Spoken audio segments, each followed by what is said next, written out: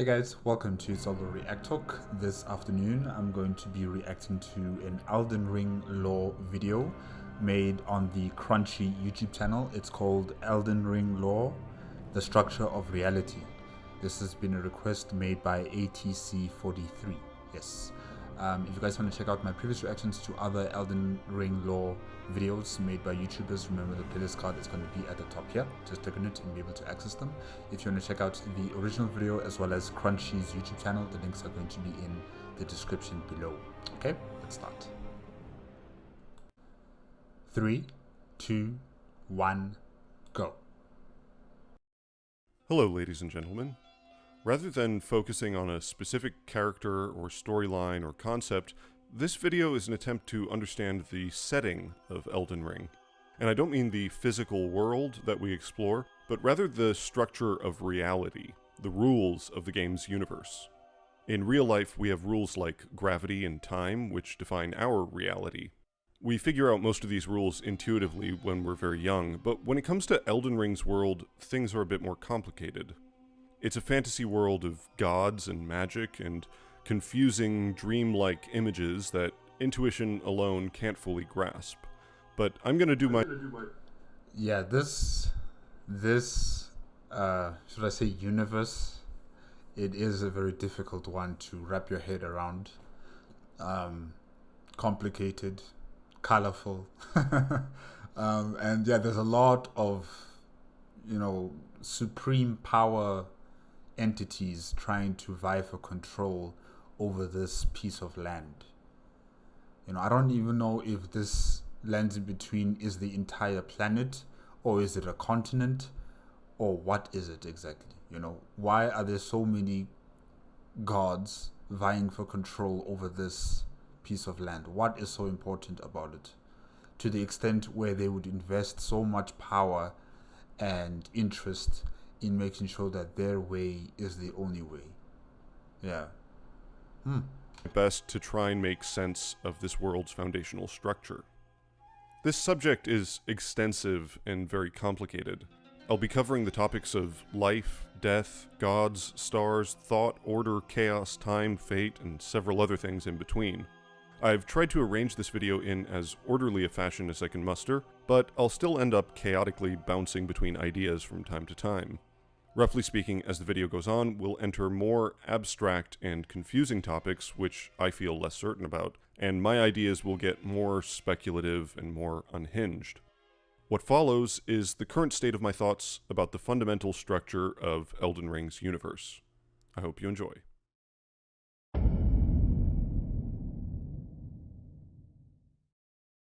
Elden Ring is about many things, but chief among them is life. There are many forms of life, and many forms of death, so a good starting point to understanding the world might be looking at the relationship between life and death. But this already puts us in hot water, because within the first 2 minutes of starting the game, we're told that we are dead, yet we live, which doesn't make much sense. Aren't you like undead? Like you are dead, but you are also like a zombie type of creature, if I can say that. I mean, like, the player characters that you guys make, they don't look alive. They look like they have just, died, and now they have risen from that death, and they're working towards becoming the Elden Lord. So yeah, I think they're like zombies, kind of. Then we learn that some people live in death, that there's a girl who killed her body, and a dead guy whose body is living. Spirits and skeletons are scattered throughout the world, some life is built rather than born, and we can be reborn without dying.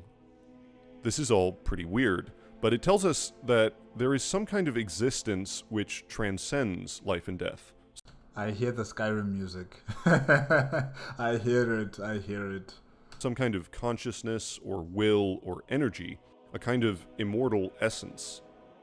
Well, the phrase immortal essence appears in one particular line of dialogue, so that's a good place to start pulling at this thread. I feel like I'm really coming to grips with spirit tuning of late. I can see how and why immortal essence exists, a spirit under the Golden Order. I can understand their yearnings, what they become drawn to. This dialogue tells us three things. One, that something called immortal essence exists. Two, that immortal essence currently exists as spirit, which makes sense considering the number of spirits we see in-game. And three, most importantly, that immortal essence does not have to exist as spirit. It didn't always exist as spirit, and maybe in the future it'll exist as something else. It's specifically the conditions of the Golden Order which cause it to exist as spirit now. So, what's the Golden Order? This is actually a bit confusing, so we have to be careful about how we untangle this knot. The Golden Order is a religion, it's an ideology, it's the Earth Tree, it's the gods that propagate this order, or protect it, or, make sure that it continues to exist. So yeah, it's an ideology, it's a religion, its physical attributes or physical existence is the Earth Tree and the Elden Ring. The Elden Ring and the Earth Tree represents its physical existence, and then the ideology or the religion of the Golden Order is, well, yes, it's.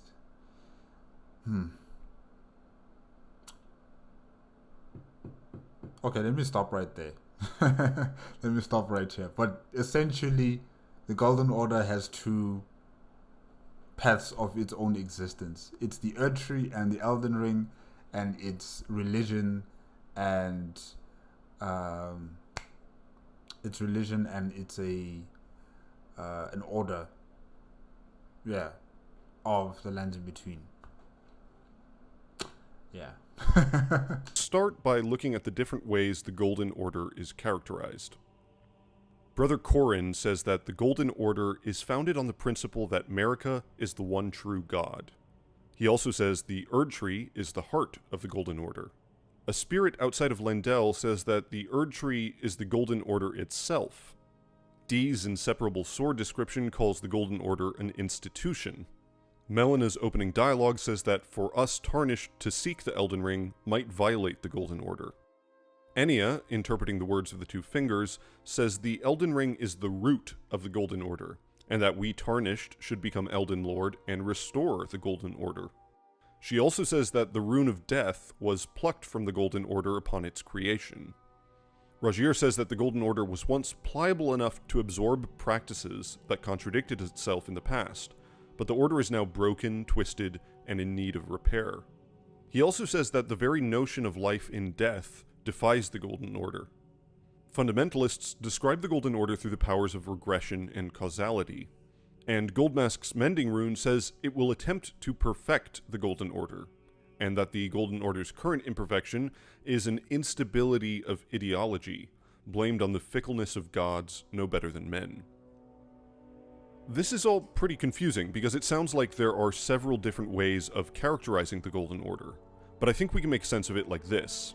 The Golden Order refers to four related things. First and foremost, it's an ideology, a system of beliefs or principles. Second, it's a religious institution made up of people who believe and follow this ideology. Third, it refers to the Erd Tree. Now, this might just be metaphor or perhaps synecdoche, a poetic way of referring to something by one of its parts, like saying, all hands on deck. In this case, referring to the religious institution of the Golden Order by referring to its central icon of worship. But perhaps it is meant more literally. Miyazaki loves to blur the line between metaphor and literalism. Fourth and finally, given that Enya says the Rune of Death was plucked from the Golden Order, we might speculate that it also refers to a specific composition of the runes in the Elden Ring. I would say that the Golden Order encompasses all of the runes, not just one specific rune within the Elden Ring. I would say it encompasses it holistically. runes reflect different principles, and so the Golden Order ideology of the Golden Order religion is inscribed into the Elden Ring as the Golden Order system of runes. Oh, hold on. Let's go back a bit. Yes. Okay, let's see here. Doctrine. Institution. Okay. Alright. To add to these descriptions of the Golden Order, I want to point out two other relevant interpretations of the word order. First, while the word order has generally been interpreted by lore theorists to mean something like the organization of things within a system of relation, in common speech the word often refers to the organization of things in a sequence. For example, a bookshelf being ordered alphabetically, or the order of play in a board game. This meaning of the word order may tie into the concepts of causality and regression, which have time-oriented meanings, and also the role of fate in the story, which I'll get to later. Second, I also want to point out the more obvious double meaning of the word order, which is a command or request made by a figure of authority, which seems to tie in with many of the core themes of the story, like the theme of actions taken by religious devotees on behalf of divine forces, or the more personal theme of the qualities that define a lord or leader. I'd like to suggest, before we continue, that the ambiguity between these different ways of reading order and Golden Order is very deliberate and also somewhat diegetic. In other words, that not only are lore enthusiasts like you and I confused by the conflation between these different characterizations, but that this ambiguity exists for the people of the lands between as well. That the people in the game's world have just as much trouble separating these different concepts, that they may actually disagree amongst themselves as to what the Golden Order is. And I also suspect that's how they control the people. You know? No one truly knows what it means when people say the Golden Order. You know, this order of the Earth Tree. No one truly understands it. No one truly knows. However, they do understand one thing, that all authority is vested within the demigods, and especially Queen Marika, you know, as the face of this Golden Order. And that's how they probably also continue to keep control over the people within the lands in between, you know, making sure that they continue to be docile and subservient to this Golden Order, even if they don't know the full story around it or how to explain it. They explain it in their own ways. However, they also realize that it's not complete. Their complete understanding of the Golden Order is not there. Therefore, they refer all other forms of institutional knowledge around the Golden Order to their demigods and to Queen Marika herself. Yeah. So I think it's a way to perpetuate this ideology, this religion, making sure that the people continue to have faith in the Golden Order even though they don't understand it completely. Yeah.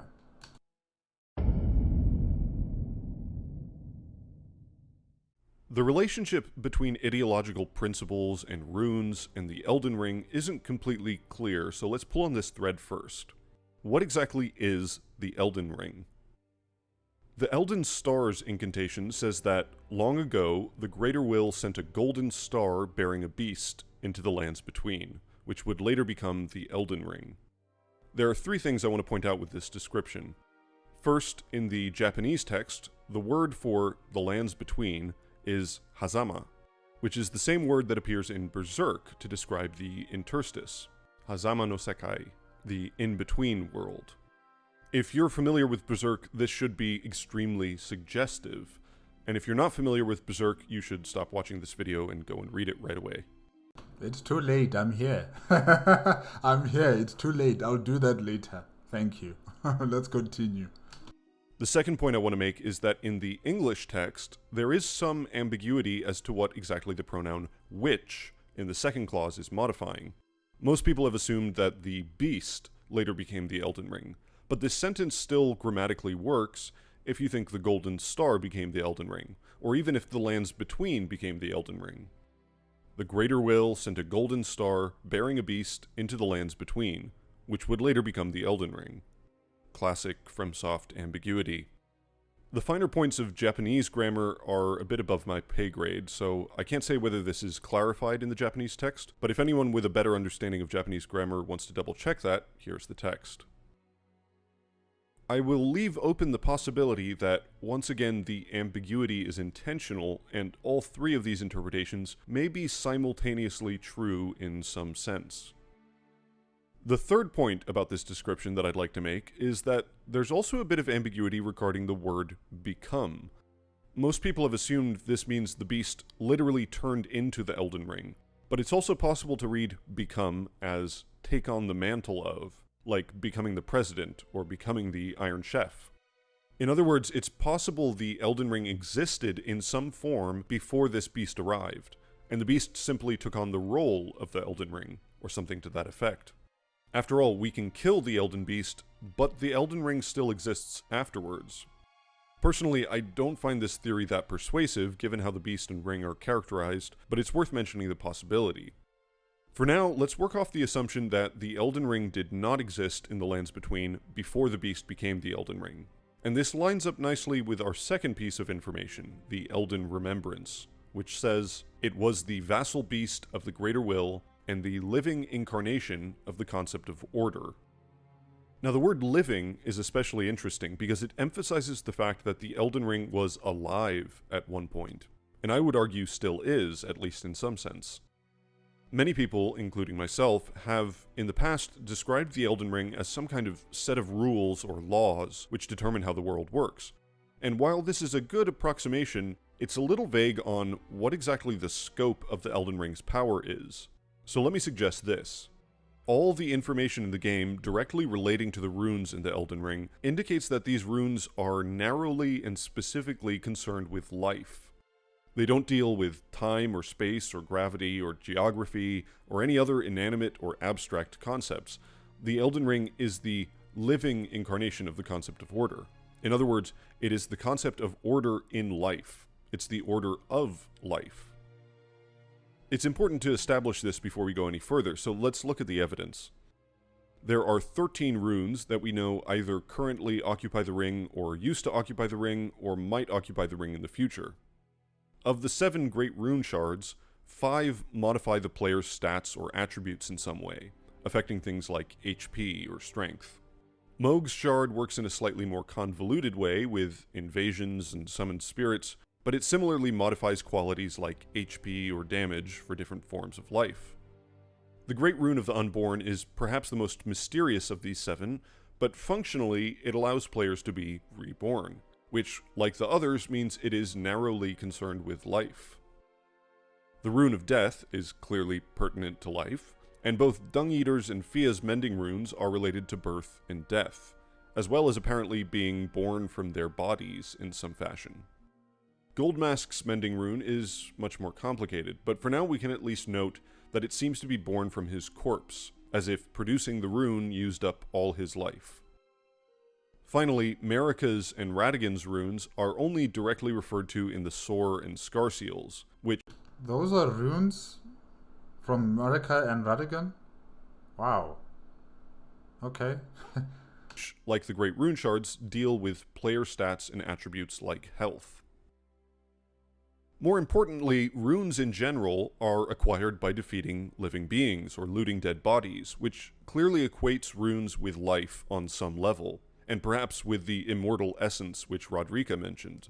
We haven't forgotten about that line, and we will come back to it, but it's important to establish first that the Elden Ring is concerned specifically with life.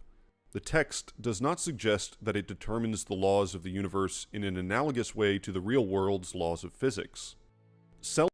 Okay, so the Elden Ring only affects, should I say, living beings, living constructs. That's as far as it goes. It doesn't delve deeper into like the subatomic level of, molecules and atoms and, things like gravity, as Crunchy has just stated, or anything that deals with the celestial bodies in space. It only governs living constructs and living beings in the lands between. Okay. Alright. Melon seems to indicate this emphasis on life directly. When you become Elden Lord, please illuminate me. Lay bare the secrets of life which course the Elden Ring. There is still some room for ambiguity here, because the world in Elden Ring is magical, and at least some of that magic, if not all of it, is intrinsically tied to life. So the scope of the Elden Ring's power might extend beyond what we would normally consider to be life-related in the real world.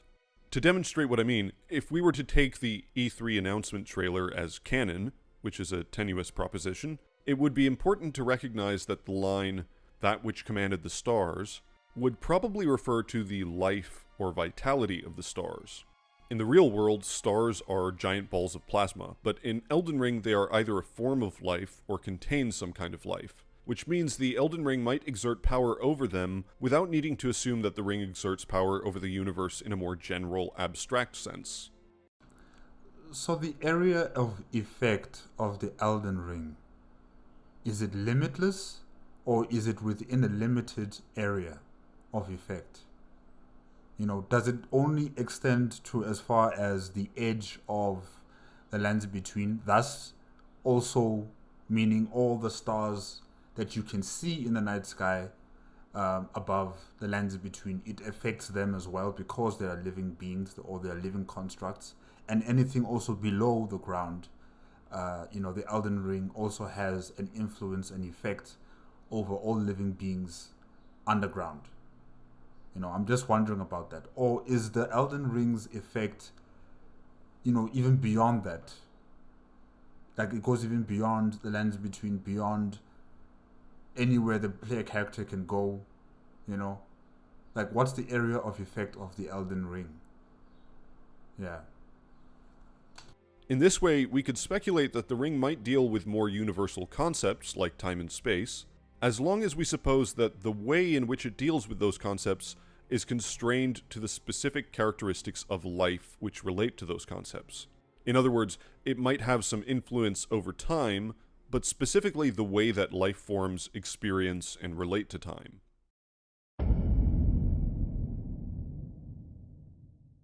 In my last video, I proposed an explanation for what runes are and how they work, so if you want more context, I'd recommend watching that video. Sex in Elden Ring. Oh gosh. However, understanding the nature of runes is very important, so I'm going to try and briefly explain it again here and develop the idea a bit further. The description for Fia's mending rune says that it will embed the principle of life within death into order. Goldmask's mending rune is called a rune of transcendental ideology. These both tell us that runes can embody principles or ideologies. This is also what Melina indicates in her dialogue when she turns our runes into strength. Share them with me. Your thoughts, your ambitions, the principles you would follow. Melina is able to turn the life essence that we've absorbed from slain enemies into strength. She can integrate this essence into our being in a way which reflects the principles we would follow. And these runes from these living beings that you have defeated, they can't be added to the Elden Ring, right?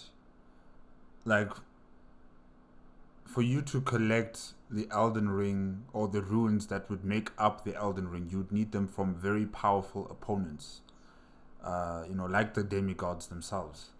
You'd need to acquire their runes to complete the Elden Ring. You can't just be collecting, people and living creatures, their runes, and trying to morph them into a rune that would be added to the Elden Ring, right? Or maybe I'm wrong about that. Yeah, let's see. In game terms, we choose to strengthen either our physical attributes like our dexterity or vitality, or our metaphysical attributes like our intelligence or our mind. The qualities that we value and choose to enhance are a reflection of the principles we follow, our vision, our worldview, the internal order of our character's identity. Melina is able to distribute this power of life according to the order that we have defined. What I'd like to draw attention to here is that without Melina's power and other Finger Maidens, we would not be able to make use of this life essence. If we choose not... Luckily, you are not made in this then. Not to accept Melena's accord, we can still absorb this gold essence from slain enemies, but we can't integrate it. We can't order it according to our principles. It's just raw essence of life. In each of FromSoft's action RPGs, besides Sekiro, a similar mechanic to runes exists. Souls in Demon Souls in the Dark Souls games, and Blood Echoes in Bloodborne. Compared to the previous FromSoft games, the presentation of this mechanic in Elden Ring is distinct in one important respect. In the previous games, this life essence that could be absorbed from slain enemies was a nebulous substance, just raw life stuff, without a distinct form. But runes are a different concept. Runes are symbols. They communicate an idea. In real life, a rune, like a letter of the alphabet, has a distinct identity, which is not equivalent to something else. The letter K can't be substituted for B, because these letters mean different things. And as far as the Great Runes or Mending Runes go, this seems to hold true in Elden Ring. Each one has a unique identity. But this doesn't seem to be true for the generic runes that we acquire from slain enemies. Whether we acquire these generic runes from Stormhawks, or soldiers, or golems, or goats, it's all functionally the same. It's all equivalent in that any combination can be equally turned into strength. It's only quantity that matters. Yeah, this is the question I was asking, whether the runes coming from normal opponents or other living beings that you kill in the lands between, could you somehow construct an Elden Ring rune from all of those beings that you have killed? Or is it only reserved for those runes coming from very powerful opponents like the demigods? The rune items in the game don't look very much like runes. If anything, they look like the iris of an eye. The descriptions for these items say that these rune items are grace that dwells within the inhabitants of the lands between. Grace exists in several other forms. The guidance of grace, which appears as golden branches of light, and lost grace, which appears as a shimmering golden seed upon the ground. Neither of these forms resemble runes either, and when we drop our runes upon death, they sprout into tiny golden trees, which also don't resemble runes. What I'd like to suggest is that the golden stuff we acquire from slain enemies or rune items, and which we carry until using it to enhance our attributes, is not really runes. It's just potential runes. It's grace, or perhaps immortal essence, which has not yet been ordered into runes. Let me explain what I mean. In the process of making this video, I had lots of different thoughts rolling around my head in a chaotic, disorganized fashion. A bunch of vague ideas about life and death and spirits and souls, but in my head it wasn't very structured. It's only by writing it down that I was able to create some kind of order from these chaotic thoughts. The act of inscription gave these ideas form and structure. You may have experienced this in your own life. A difficult problem or puzzle often presents itself first as a kind of miasma, a vague cloud of ideas and feelings which can't be addressed in its current form. But if you write the problem out, or perhaps speak it aloud, you'll find that you can understand it in a way that you couldn't before. Order has now been applied to it. I think runes in Elden Ring represent a very similar concept. They're not just the essence of life, or some nebulous metaphysical substance, but specifically the organization of that substance, the structure created by applying a certain order to that substance. This fundamental substance, this grace or life essence, is like ink in an inkwell, and the formation of a rune is like taking a pen and inscribing the ink on paper. That inscription can only be done by finger maidens, or in our exceptional case, Melina. This actually makes perfect sense, as the finger maidens are under the charge of the two fingers, and the two fingers do what fingers do. They write. The cipher pata is a gauntlet sword with a blade made of formless ciphers, which the description calls the language of light spoken by the two fingers. The two fingers heirloom talisman adds some context to this. Fingers cannot speak, yet these were eloquent. Persistently did they wriggle, spelling out mysteries in the air. Thus did we gain the words of our faith. The two fingers communicate by drawing ciphers of light in the air. These ciphers were received by a burgeoning faith as their scripture, the holy text of their religion. And from these words, the followers of the faith learned incantations, the ability to magically manifest thoughts and concepts in the real world. I would suggest that the Finger Maidens also made use of this language of light in order to draw runes within the Tarnished, using grace as their ink.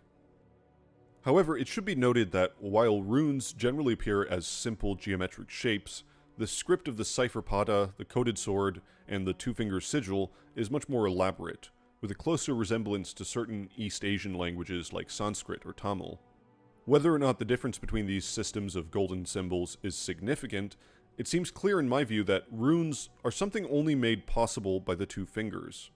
Further support for this idea comes from the Great Runes, which, while acquired from Shardbearers, can only be fully manifested through the benediction of the Great Runes, which is held by the two fingers on top of the Divine Towers. It's through the power of the two fingers that the essence of life is ordered into symbols according to certain principles, and can thus be manipulated.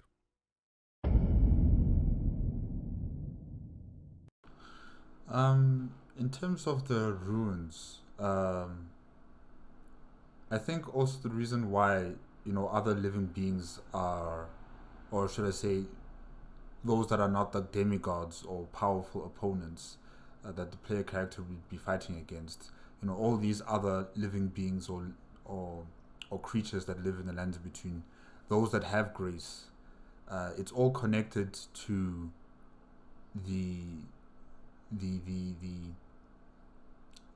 ability of everybody within the lands of between not really able to die, if I can say that. No one here can really die because the rune of death was taken out from the Elden Ring, and because of that, all those that were blessed with grace, those who were blessed with grace by Queen Marika, or by the Erdtree itself, I should say, they're all in this, ink pot, if I can say that. Just like as Crunchy just said, all that ink is in this pot, and it can never die. It can never transcend into a different plane of existence or become spirits or something like that. They're just stuck in this stagnated world where, they die and their essence is transferred into the Erdtree, and then therefore they're reborn once more. So it's also the reason why, all of these living creatures have a piece or a little bit of, rune in them, or grace in them. Yes, it's not the greater runes like the ones that powerful opponents have, but they have a bit of it inside them, which allows them to be reborn over and over and over again. And maybe that's also why the Tarnished, their grace was taken away from them, and therefore when they died, they actually died, until the Two Fingers decided, we need these guys back again, we're going to give them grace, and here they are, fighting to become the Elden Lord. I don't know. As far as we're told, the Two Fingers aren't just making up the words of this holy scripture. They are vassals of the Greater Will, and they seem to be relating its messages. The Greater Will is fairly mysterious, considering how important it is in the plot. Many people have assumed that it's an outer god, although it's never referred to as such in the game. But even if this were true, it's not really clear what an outer god is, so that doesn't explain too much. Content creator Smotown made an excellent video on the outer gods, which you can find the link to in the description below, in which he proposed that the outer gods are something like the kami of Shinto religion. In Shinto, every aspect of nature is represented by a particular deity, whether it's a specific river, or a forest, or an earthquake, or a plague. Every part of the natural world is given a kind of anthropomorphized existence as a spirit or living concept behind these physical phenomena. In essence, Shinto views the world as fundamentally alive. Everything, even the most inanimate objects like rocks or waterfalls, has a spirit with a will of its own.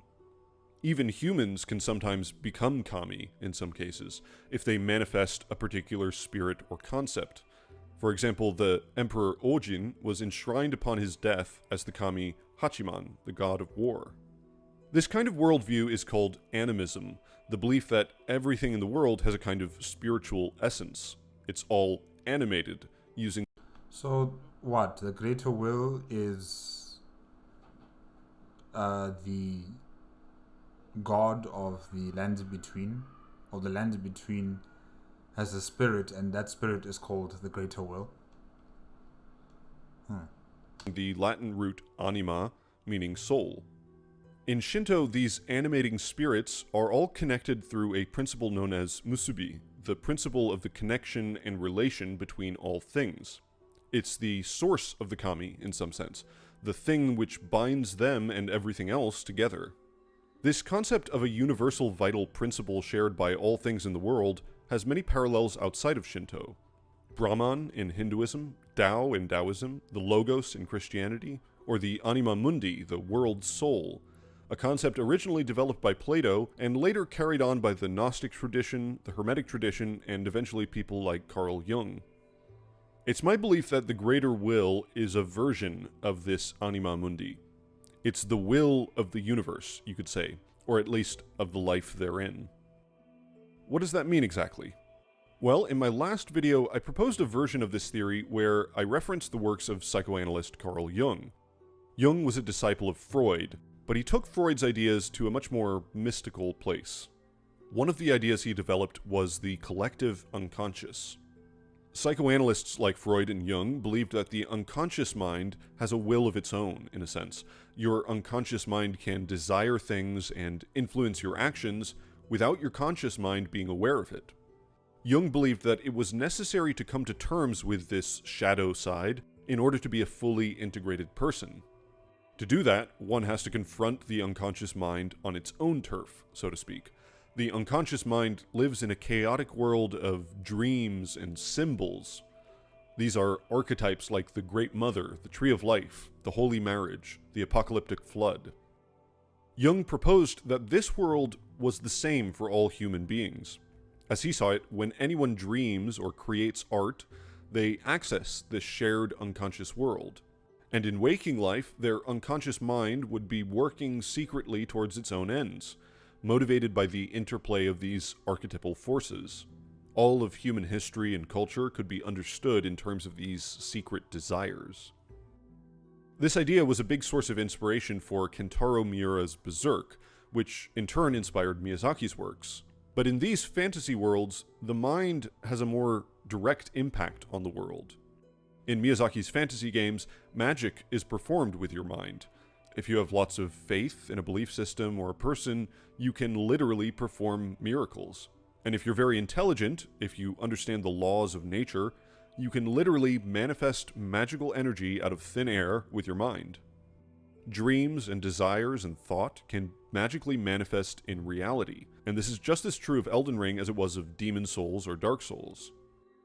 My belief is that the greater will is a manifestation of these kinds of mental forces. It's the unconscious desire for order that all life has within it. There are several reasons I believe this. First, it lines up with the simplest face value reading of the name Greater Will. Not an entity or creature, but just a disembodied will. A will greater than the will of any one person. Second, it lines up with the general idea that principles and concepts can exist in Elden Ring's world outside of the minds of individuals, that the world of thoughts and ideas exists in some real way.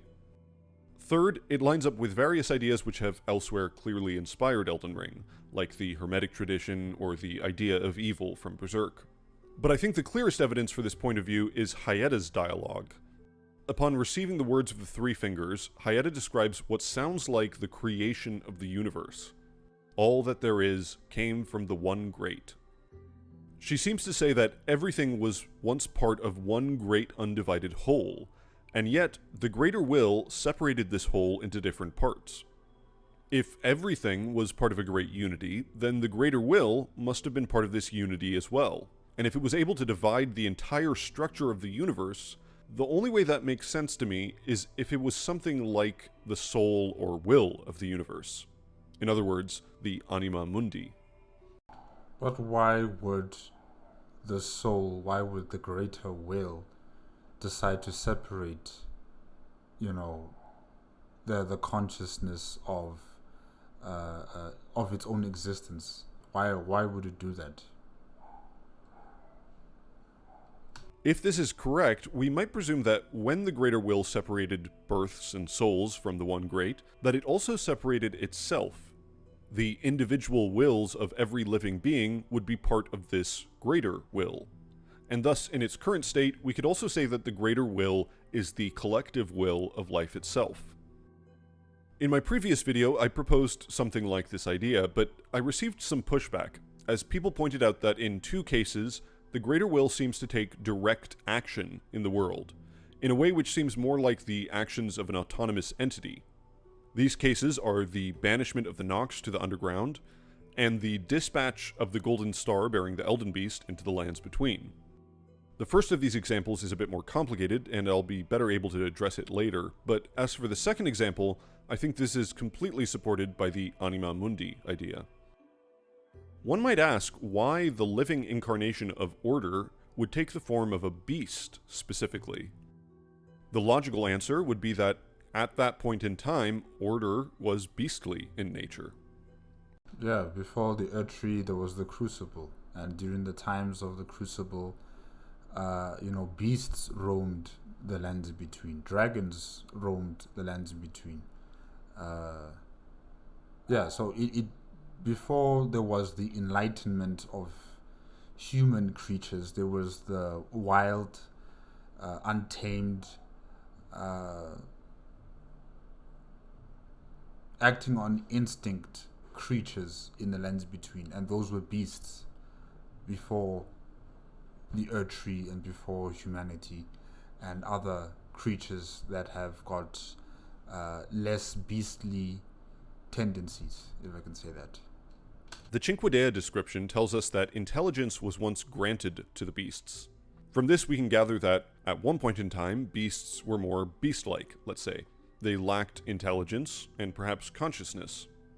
Then they were granted intelligence, either by some unknown deity or just natural evolution. And that intelligence is symbolized by their 5 fingers. Fingers allow one to grasp things, to manipulate and craft tools. The development of opposable thumbs was a major factor in our progress as a species. I believe that when the beasts gained the use of their 5 fingers, they were able to develop a culture, a civilization, a kind of social order. And when this order was created, it literally became reality in the form of the Elden Beast. Now you might say that doesn't make much sense because the Elden Beast arrived on a star from space, rather than simply manifesting out of thin air from the thoughts of beastmen. But we already know that thought can trigger the arrival of stars. The eldest primeval sorcery, founding Reign of Stars, was discovered by an ancient astrologer. The description tells us, the glimpse of the primeval current that the astrologer saw became real, and the stars' amber rained down on this land. In this case, a kind of vision of the stars manifested in reality, and so it doesn't seem like too much of a leap to assume that something similar could have happened with the beastmen. It was the development of intelligence, of consciousness, that brought their minds into order, and that beastly order became literally real. It's possible that the golden star which delivered the Elden Beast is the sun. In alchemy and most other systems of symbolic representation, gold is closely associated with the sun, whereas silver is usually associated with the moon. Gold and silver are integral themes in Elden Ring, and although the moon figures importantly into the story, the sun is barely mentioned, and even visually is almost inconsequential. Yeah, it's like it's outshined by the Earth Tree. The Earth Tree acts as if it is the sun. It's like a lighthouse. Everyone from any, distance or position can see the Earth Tree.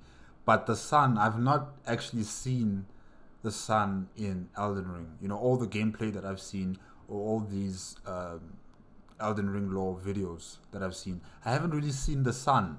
I've seen the moon, I've seen the stars, but I have not seen the sun.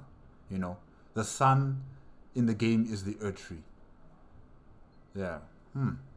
And what would the sun be? What type of entity would this star be? You know, because stars in the night sky are not really plasma, hot balls of plasma. They are living constructs or living beings. So what would the sun be exactly? It's as if the golden light of the Erdtree has supplanted the sun in some sense. However, in Farum Azula, the sun is potentially more important. The sun never sets in Farum Azula, regardless of how much time you spend there. The beastmen who live in death up here carry the same armaments as the humans who live in death down below, and of particular note is the Sun Realm Shield, which depicts a city crowned by an enormous sun. This seems to indicate that the sun was more important, and perhaps even physically closer, in the past. I think it's possible that this city, the seat of the sun, was Farum Azula itself, and that the sun was the golden star they summoned with their initial conception of beastly order. This is obviously just speculation, but it seems to fit nicely with the other ideas I've proposed.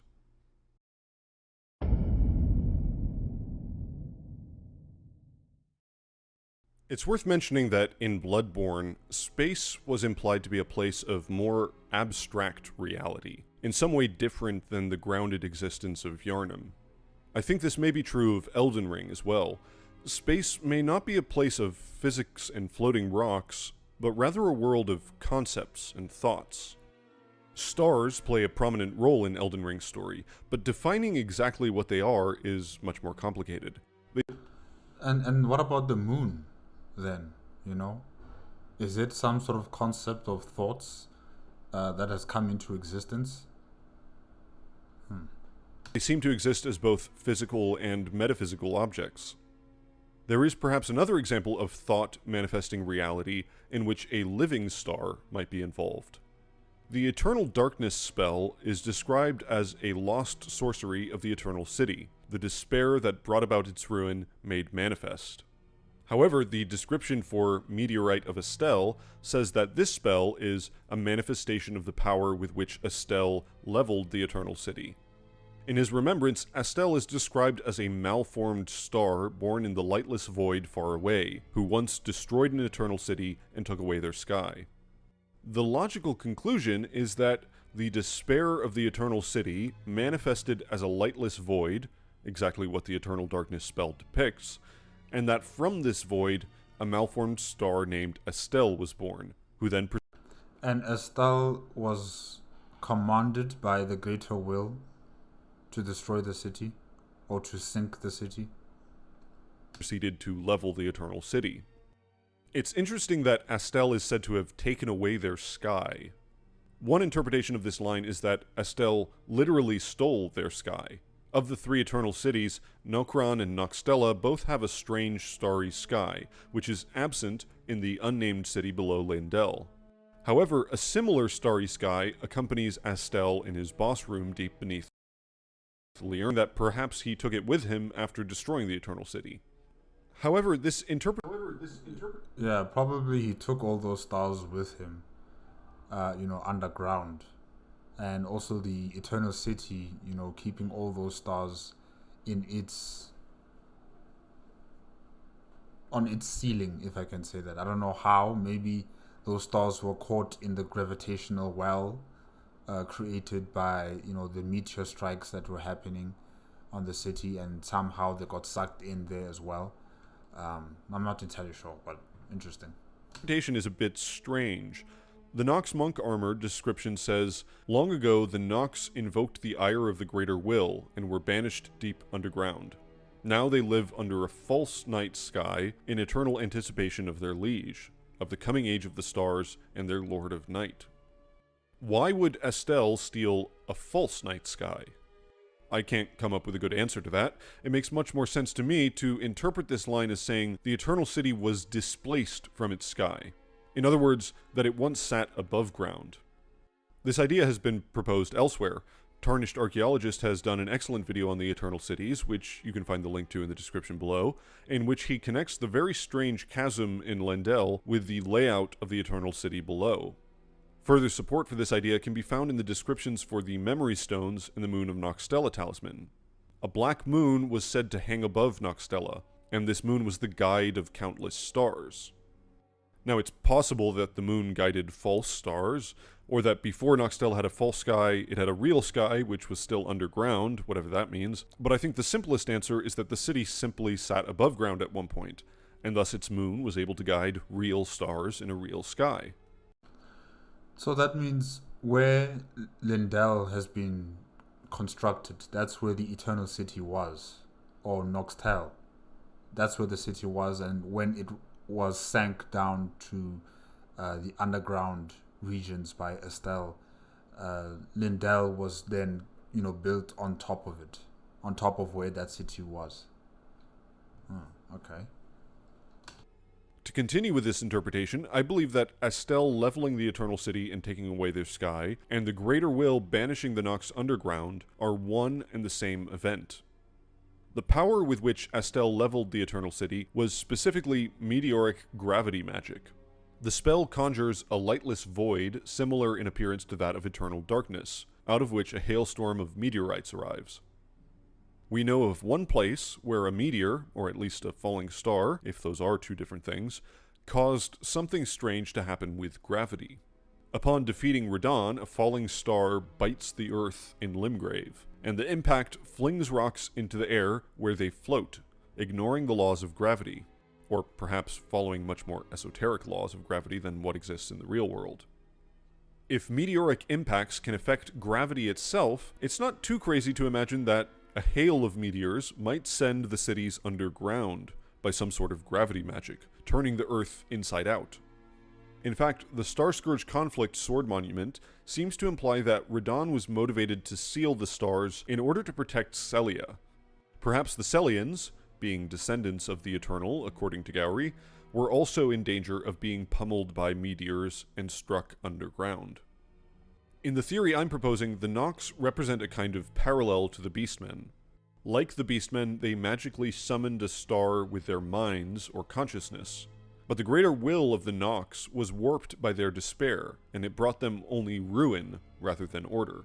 The ire of their greater will was nothing more than the manifestation of their despair, a dark orb in the sky, which might be called a lightless void, or perhaps a black moon.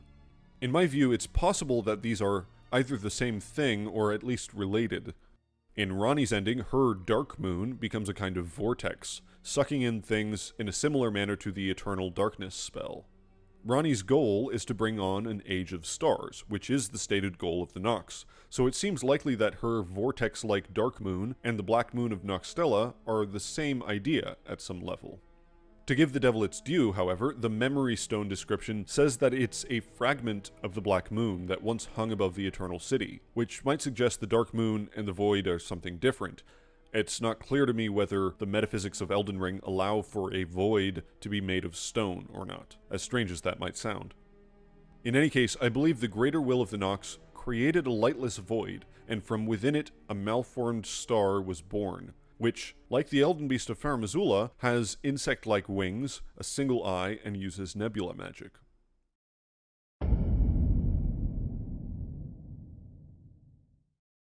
There are actually two Estelles.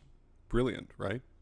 In fact, there are two of just about everything in Elden Ring. Almost every character or location or concept has a twin or a double or counterpart somewhere else. Because nothing dies in this place, So you're dealing with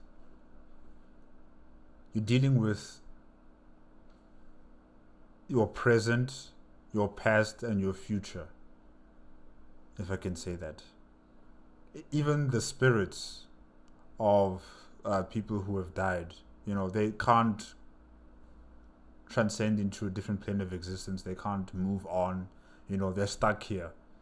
And therefore, because they're stuck here in this land between where nothing really dies, you can have the real you still alive, and you'll have your future self, who is dead, still alive, because nothing around here dies. Hope you understand what I'm trying to say there. But essentially, yeah, everything has a double here because nothing really dies in this place. Yeah. And I believe there is a deep metaphysical reason for this, which can be explained by the story, although exactly what the reason is, I have less confidence in answering. In this case, however, there is a key piece of context to help explain the presence of the second Astel. The second Astel is found in the consecrated snowfield, an area which is oddly similar to the underground of the Eternal Cities. The enormous petrified trees are found here, as well as a river, like the Insel and Schiefer rivers, although it's frozen over, and there's the city of Ordina, which, like Celia, is of a related architectural design to the Eternal Cities.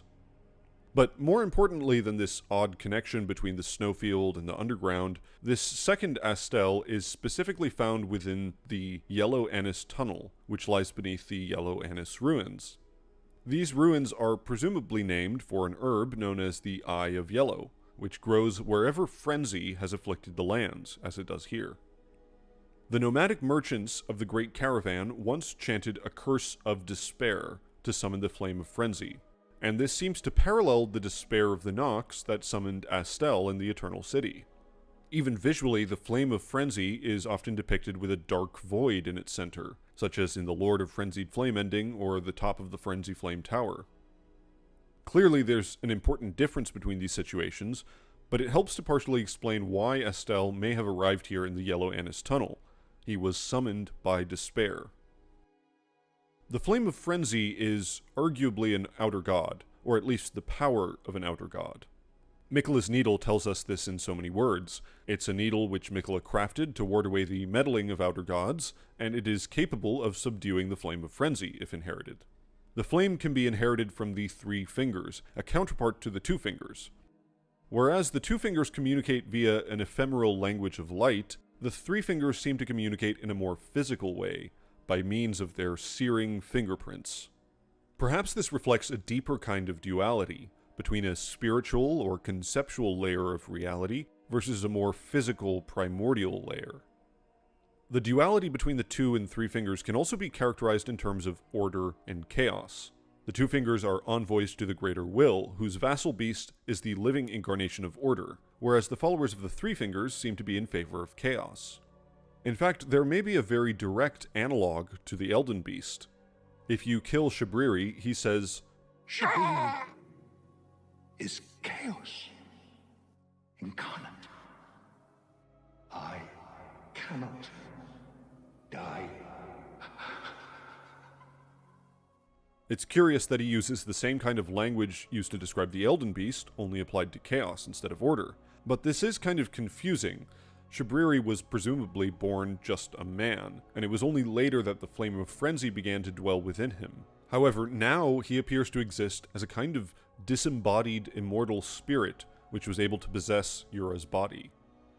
Perhaps Shabriri became such an instrument of chaos that he became more chaos than man. Think of it this way. A beast, like a wolf or a lion, is completely mortal. If it dies, it's gone forever. It can't even survive as a memory, as the other beasts around it lack consciousness. A beast's life is completely of beast nature. Its existence is that of unconscious instincts, and when it dies, all of that dies within it. A human, on the other hand, can become something more than itself. A human can strive to live in total service to a principle, like compassion or honor or liberty, and a principle is unkillable. Once in a blue moon, a rare individual comes along who fully exemplifies a certain principle, and because of that, they are immortalized in history and in memory.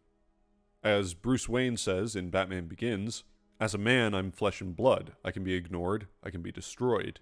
But as a symbol, I can be incorruptible, I can be everlasting."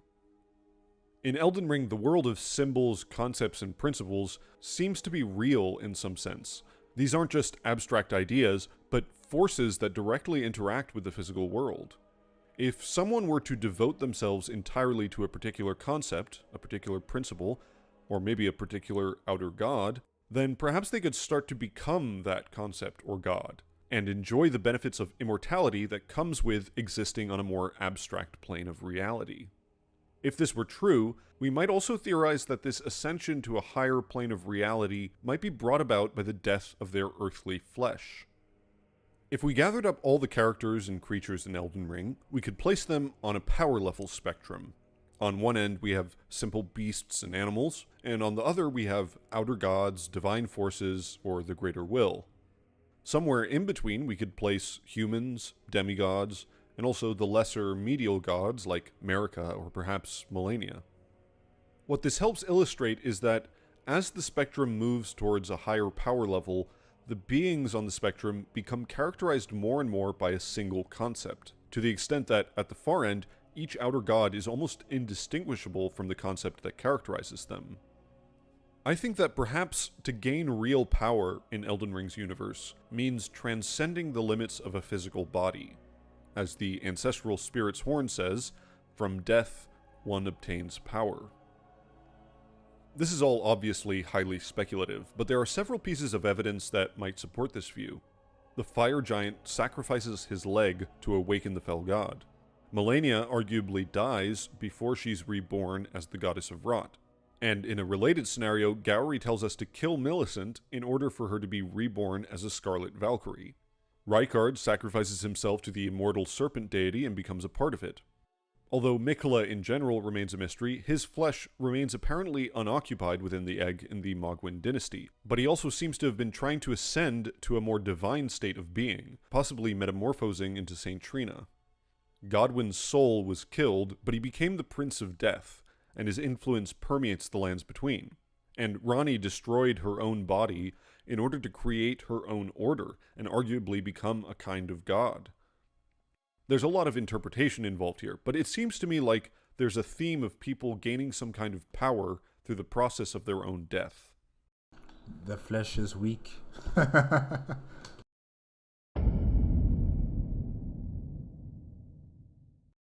I've recently been reading some of the novels in the Eternal Champion series by Michael Moorcock, a series which Miyazaki has stated was a source of inspiration for Elden Ring. I've only read a couple books in the series so far, but already I can see some interesting parallels which I want to mention, so spoilers ahead. The basic premise of the series is this. There is a multiverse, and every world within it is caught between the forces of law and chaos. Both law and chaos have their own advocates, among them the lords of the higher worlds, godlike beings who play the great game of time for control of the multiverse and victory for their respective faction. In the midst of this game is the Eternal Champion, a single soul reflected across every universe. The Eternal Champion fights for the cosmic balance, and thus, depending on how each world is oriented, may fight for either law or chaos. The cosmic balance between these opposing forces must always be maintained, otherwise if one side gains too much dominance, all life in the multiverse would eventually perish. Just like with the Golden Order and with, the chaos in the lands between. One or the other cannot be in total victory. If the Erdtree and the Golden Order becomes the total and complete winner over the lands between, then stagnation will continue. Where people are not dying, people are continue to be born, reborn, die, reborn again, and this entire fallacy of immortality just continues to stagnate the entire lands between. No innovation, no creation, no refreshment of the lands between. And that's where chaos comes in. If chaos is the total and complete winner over the lands between, then everything is destroyed, everything is chaotic, everything is unstable, and therefore chaos also needs to be kept in check, just like with order, or the Golden Order, if I can say that. So they need each other so that there's balance. One cannot be far stronger than the other. There always needs to be some sort of balance between these two types of realities, if I can say that. Yeah. If chaos gains the upper hand, all structure and form would dissipate. Reality would become a constant state of flux. If law gains the upper hand, novelty and creativity would become impossible. Reality would stagnate and stop perpetuating itself. In either scenario, the multiverse would eventually become a formless void without the possibility for life. Now, the reason I'm bringing this up is because the symbol of chaos in the series is 8 arrows pointing outwards. Hey, Warhammer. that's the insignia of the Chaos Gods in Warhammer 40k. Okay, interesting.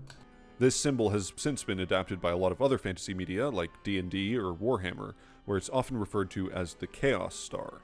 This is intriguing because the 8-pointed star or other similar 8-piece designs are found all over the place in Elden Ring. The Highland Axe, the Black Leather Shield, the Rea Lucaria Sigil, and of course the Eye of the Fell God, just to mention a few. It's tempting to say that this polar star, as the Black Leather Shield calls it, is a star of chaos.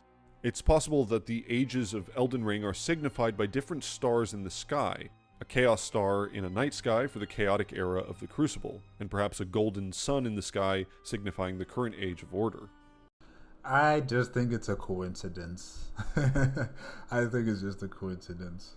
This is pretty speculative, and there's not a lot of in-game evidence that supports the affiliation of the 8-pointed star with chaos. But all of this got me thinking about the role of chaos in Elden Ring's universe. Generally speaking, chaos is seen as a bad thing, a force of destruction. Most people want more order in their lives rather than more chaos. But the Eternal Champion series frames order and chaos as neutral forces. They have a good side and a bad side. Order produces structure and security, but too much can lead to authoritarianism or stagnation. Chaos, on the other hand, has a destructive side, but it also produces creativity, novelty, independence. In Elden Ring, the destructive side of chaos is represented by the Frenzied Flame, an indiscriminate fire to burn the whole world. When Melina argues about the Frenzied Flame, she says, "It is chaos, devouring life and thought unending. However ruined this world has become, however mired in torment and despair, life endures. Births continue." The Frenzied Flame is chaos given full reign, without any order to balance it, and the result of that is a lifeless world, in Melina's words. On the other... Well, of course, she would say it or frame it that way because she is an agent of the True Fingers, and the True Fingers are an agent or a vessel of the Greater Will, and the Greater Will, is partly responsible for the creation of the Golden Order, and the Golden Order needs to continue to exist and have its hegemony over the lands between. They don't want to share it with Chaos, and neither does Chaos want to share the lands between with, the Order or Golden Order. So, of course, there'll be opposing views on which is better or which one is worse between these two factions of Order and Chaos, if I can say that. But you need both. Somehow you need both to exist on the planet, so that, or should I say, in the lands between, so that there is continuation of life, that there is continuation of creation and life living to its fullest and then dying and making way for new life to come about. So chaos gives that creativity, gives that path of death and destruction, and the Golden Order and the Order of the Earth Tree gives that form of stability that is required for the next generation to replace the older generation. Yeah, hopefully you guys understand what I said there. Maybe I'm wrong, I don't know. I'm also just guessing here. On the other side of things, the Golden Order seems to be about life unending, a world without death. So on one extreme we have total chaos, a world of fire and without life, and on the other extreme we have total order, represented by a tree and a lack of death. It would be intuitive to equate life with order, and death with chaos. But elsewhere in the game, life is somewhat associated with chaos and fire, like the Crucible, for example. The Crucible Knight armor says that the strength shown by these knights, and even their appearance, was seen as chaotic and deserving of scorn. The primordial crucible is described as a place where all life was blended together, which certainly sounds chaotic, and more in line with the all-encompassing flame of frenzy rather than the order of the Erdtree. Although there's no obvious connection between the crucible and fire in-game, the word itself suggests as much.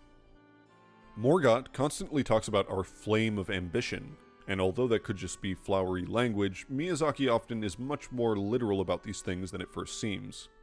Fire blossoms are fertilized by the sparks from the Giant's Forge, and throughout the lands between there are smoldering corpses found everywhere, as if some internal fire is still burning within these bodies after death. All this is to say that, in my view, fire, and by extension chaos, seems to be something not always antithetical to life, but perhaps intrinsic to it. To put it in more poetic terms, perhaps fire represents something like burning ambition or selfish desire. These things are chaotic in nature, and left unchecked, they can destroy a person or a civilization. But they're also necessary. Without desire or ambition, life stagnates and can't evolve, can't progress. Miyazaki's previous works have always been fixated on the importance of natural balance. And when it comes to Elden Ring, I have to conclude that the same is true here regarding chaos and order, and life and death, and fire. None of these are inherently good or bad, but a balance must be maintained between them. The world we enter in Elden Ring is one controlled by the Golden Order, in which fire is completely taboo, but this is imbalanced, and eventually we come along to set fire to the tree which represents the Golden Order, restoring balance by bringing in a little bit of chaos and death. Just like in the real world, in terms of forests and, grasslands, yes, the grass grows and, the fields are green or the trees are green, and they don't stay like that forever, They can't stay like that forever. Eventually, stagnation, is avoided due to, other elements coming into play in terms of the sun, making like a heat wave, and thus, the dead grass catches fire and it clears out the entire place, making way for new, grass to germinate and to grow. Or, like a lightning storm. That's also a form of chaos that is being brought there because it's unpredictable. It just appears, and a lightning strike happens to strike at a region where the trees are dried up, or the grass is dried up, and it catches fire, and that fire continues to grow and to expand across the entire landscape until the entire place looks like it's dead, but instead that place is being germinated for new growth to come into fruition. So that's the sort of balance that's required. If everybody in the lands between just continues to be in this recycling method of no one actually really dying, everyone is still here, the very same people or the very same existence and creatures and stuff like that, then the land between is just stuck in time. It can't move forward, it can't go back, it's just in this illusion of existence, and that's not what is needed. You need to have birth, life, and then death, and then new creation is brought into the picture. So yeah. Perhaps a truly stable balance between order and chaos would be a tree which is always burning a little bit, like a candle tree or a lamp wood.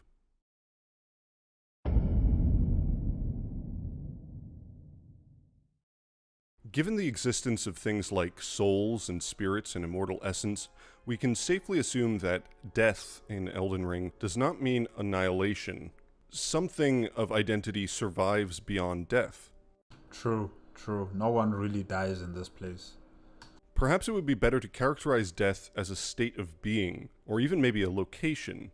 After all, those who live in death is a very unusual phrase that makes it sound like death is a place, rather than just meaning the end of life. If we had to characterize that place, we might say that it has something to do with water.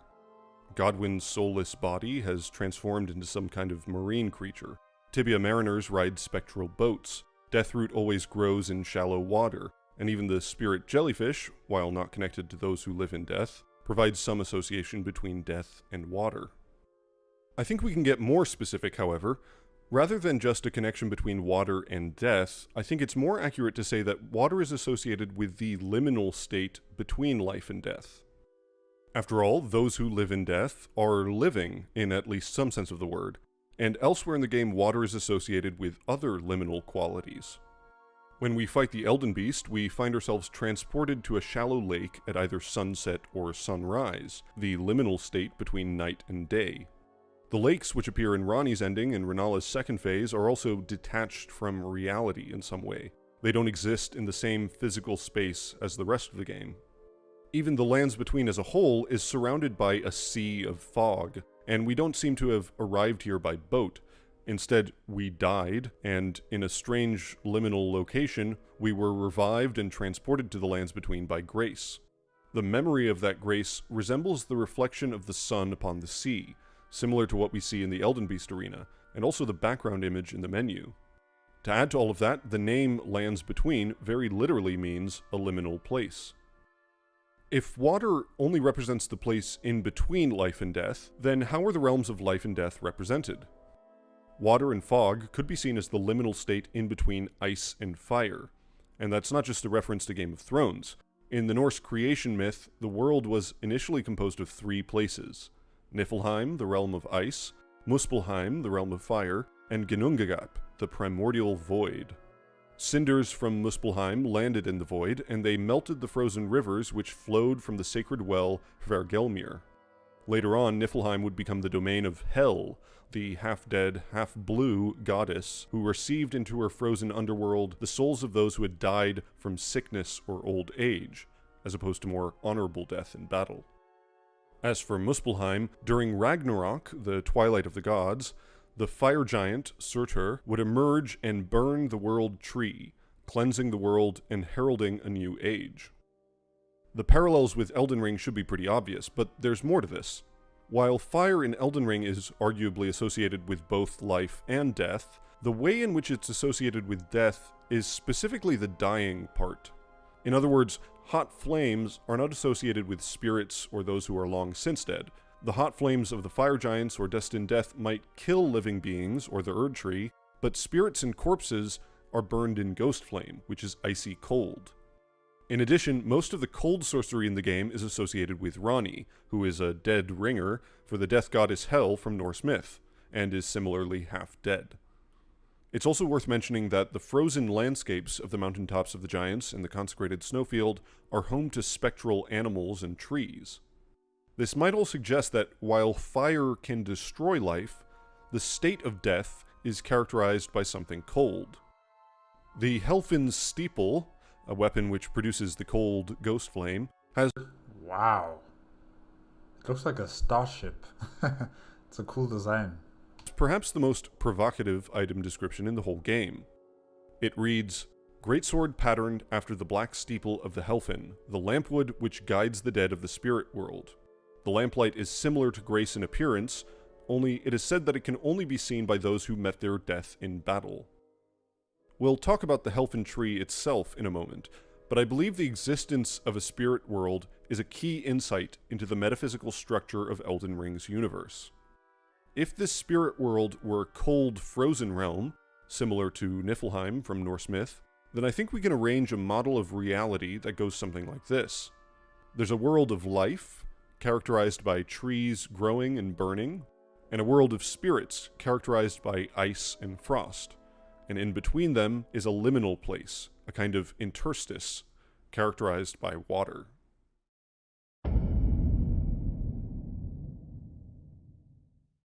Water is also a medium of reflection, and this brings up one of the crazier ideas that I've been mostly keeping to myself over the past year. As I explored the world of Elden Ring, I couldn't help noticing the odd ways in which things seem to be upside down. The architecture of the Eternal Cities is not strictly speaking upside down, as the places we actually traverse are built right side up, but from the outside, the buildings certainly look upside down, which is... Yeah, okay. I see it. But I thought, well, to me, I'm just thinking maybe the cities underground started building their buildings on the ceiling, making them hang from the ceiling. Or what if that's like a stalagmite that's on the ceiling and they just incorporated that? Is it a stalagmite or stalactimite? I forgot what they call it.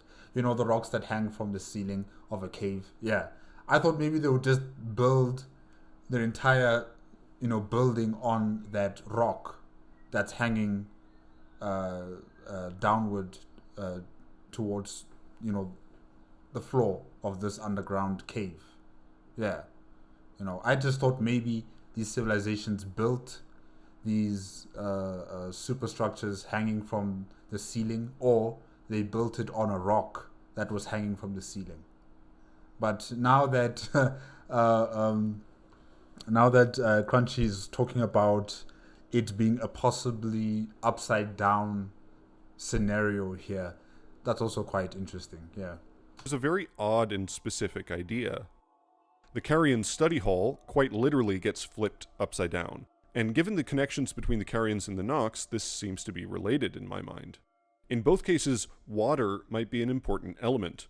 The elevator shaft of the study hall is filled with water, which might suggest this idea of reflection, and the Eternal Cities are literally underwater, in the sense that they're below sea level.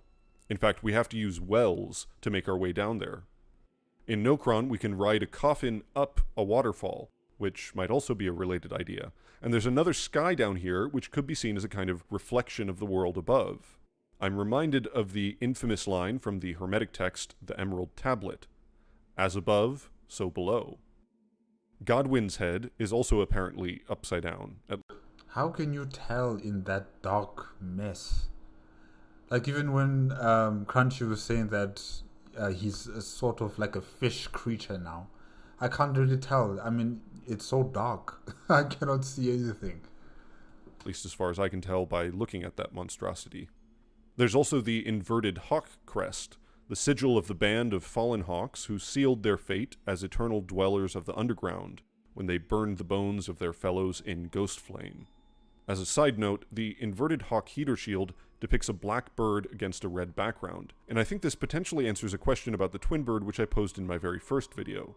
If one half of the twin bird is represented by the death birds, then perhaps the other half is represented by stormhawks. A reflected world is not a completely new idea for FromSoft. In the cinematic intro for Dark Souls 2, a fully realized city can be seen in the water's reflection of ruins up above, perhaps an idea for the game that was later cut. In Bloodborne, there is some evidence that Bergenworth once had an upside-down version. I spoke to the data miner Lance McDonald about this, who informed me that there are references in the data to an area called Upside Down University, along with some assets like an upside-down version of the roof of the Lunarium. He speculated that perhaps they originally planned to have a sort of reflection of Bergenworth under the lake that you dive into. There's also some unused dialogue from Mikolash, who calls Rom the downside-up fool.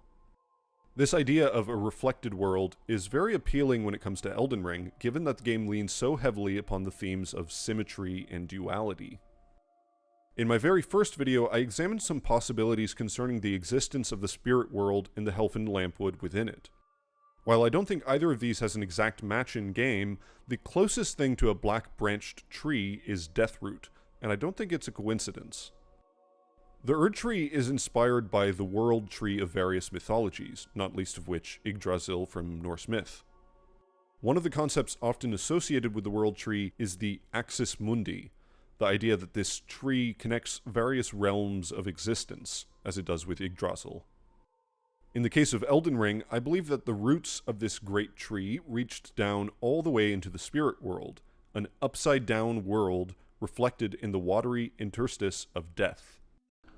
I kind of see that too, because of also the ability of the tree of, taking the essence of the dead and then reforming it to come back to life again. So yeah, probably from the bark or the branches of the tree, wherever they bury, or well, they don't really bury people, but wherever they put these dead bodies, so that it can be consumed by the Erd Tree.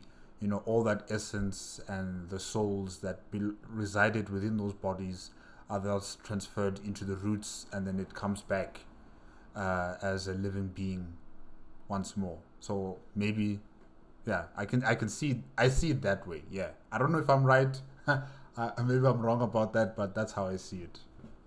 I think those roots poked out the other side, so to speak, forming a reflected tree of its own, known as the Helfin. Obviously, this is all highly speculative, but given how little information there is about the structure of Elden Ring's world, any theory which attempts to make sense of the world has to be speculative. This theory puts some pieces together in a pleasing way, and it makes sense to me on an intuitive level. It's the best explanation I have at the moment.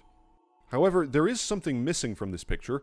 While I think this tripartite model of the universe is correct, I don't think it accurately describes the world in the current age, the age that we arrive and play the game in. Spirits are scattered throughout the lands between, and if people were still dying and going to the spirit world, we wouldn't expect to see them in the world of the living. The only mention of the spirit world comes from the Helfin steeple, a weapon which seems to be associated with the death rites, and the explosive ghost flame description tells us that death was burned in ghost flame in the time when there was no Erd Tree, implying that the death rites are ancient history and are no longer practiced in the lands between. The current age is defined by the Golden Order, and the Golden Order was created by confining destined death. It seems reasonable to suppose that removing the Rune of Death from the Elden Ring would stop people from going to the spirit world when they die, because they no longer die, at least not in the traditional way. One of the curious things about the Rune of Death is how it seems to resemble an inversion or reflection of Marika's Elden Rune. Marika's rune has the semicircle facing up, whereas the Rune of Death faces down. While there's no explicit information about Marika's rune, there is some circumstantial evidence that might help explain this symmetry. The description for the rune arc says, "The lower arc of the Elden Ring is held to be the basin in which its blessings pool. Perhaps this shard originates from that very arc." If an upturned semicircle holds blessings, like a basin or maybe a crucible, then perhaps a downturned semicircle would cause them to fall, or maybe it receives a different kind of blessing from below. It's unclear where exactly the Rune of Death would have fit into the Elden Ring back when it was integrated. The depiction of the Elden Ring in Farum Azula doesn't appear to contain it, and there are several reasons why that might be the case. Ranni stole a fragment of the Rune of Death, and so the version that we unleash upon defeating Malekith may not be the original complete form of the rune. It's also possible that the rune might have changed shape according to context. When we unleash it, the concept of destined death is represented by the shape of a burning branched sword, but in the past, when it was integrated into Order, it may have taken a different shape which reflected its role in that time period. Perhaps the root-like design in Farum Azula's Elden Ring was a form of the Rune of Death. At least, it also communicates the idea of downward motion like the current depiction does. It's also possible that the Farum Azula Elden Ring is already a version of the ring with the Rune of Death removed. Most people have assumed that this version is connected to Placidusax and his tenure as Elden Lord in the age before the Erd Tree, which would place it before the Golden Order. But that isn't necessarily the case. Placidusax is hidden in a different part of reality, even relative to Farum Azula in general, and the depiction of the Elden Ring in Farum Azula appears above a prominent statue of a human woman surrounded by 3 wolves, which might indicate synchronicity with Marika, or at least a more human-centric religion. Given the fact that unleashing the Rune of Death intensifies the Flame of Ruins effect on the Erd Tree, it's possible that the removal of the Rune of Death from the Elden Ring was synchronous or even synonymous with sealing the Flame of Ruin following the War of the Giants. At least from the perspective of Marika's motives, if she wanted to make the Erd Tree flourish, both the Flame of Ruin and Destined Death would have been obstacles to that goal.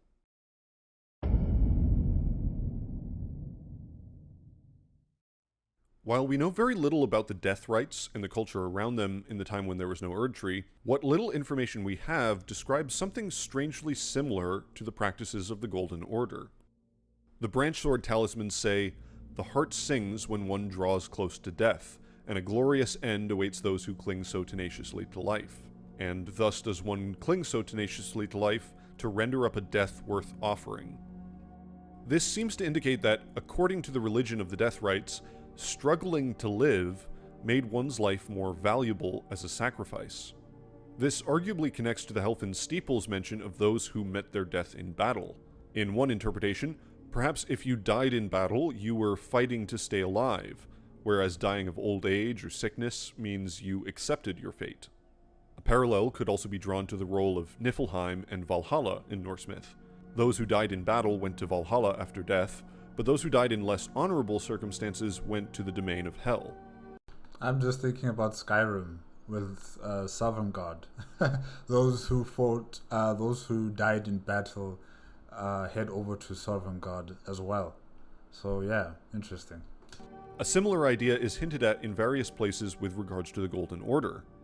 The branch sword talismans have golden analogues, so to speak, in the ritual sword and shield talismans, which describe the practice of ritual combat held to honor the Erd Tree.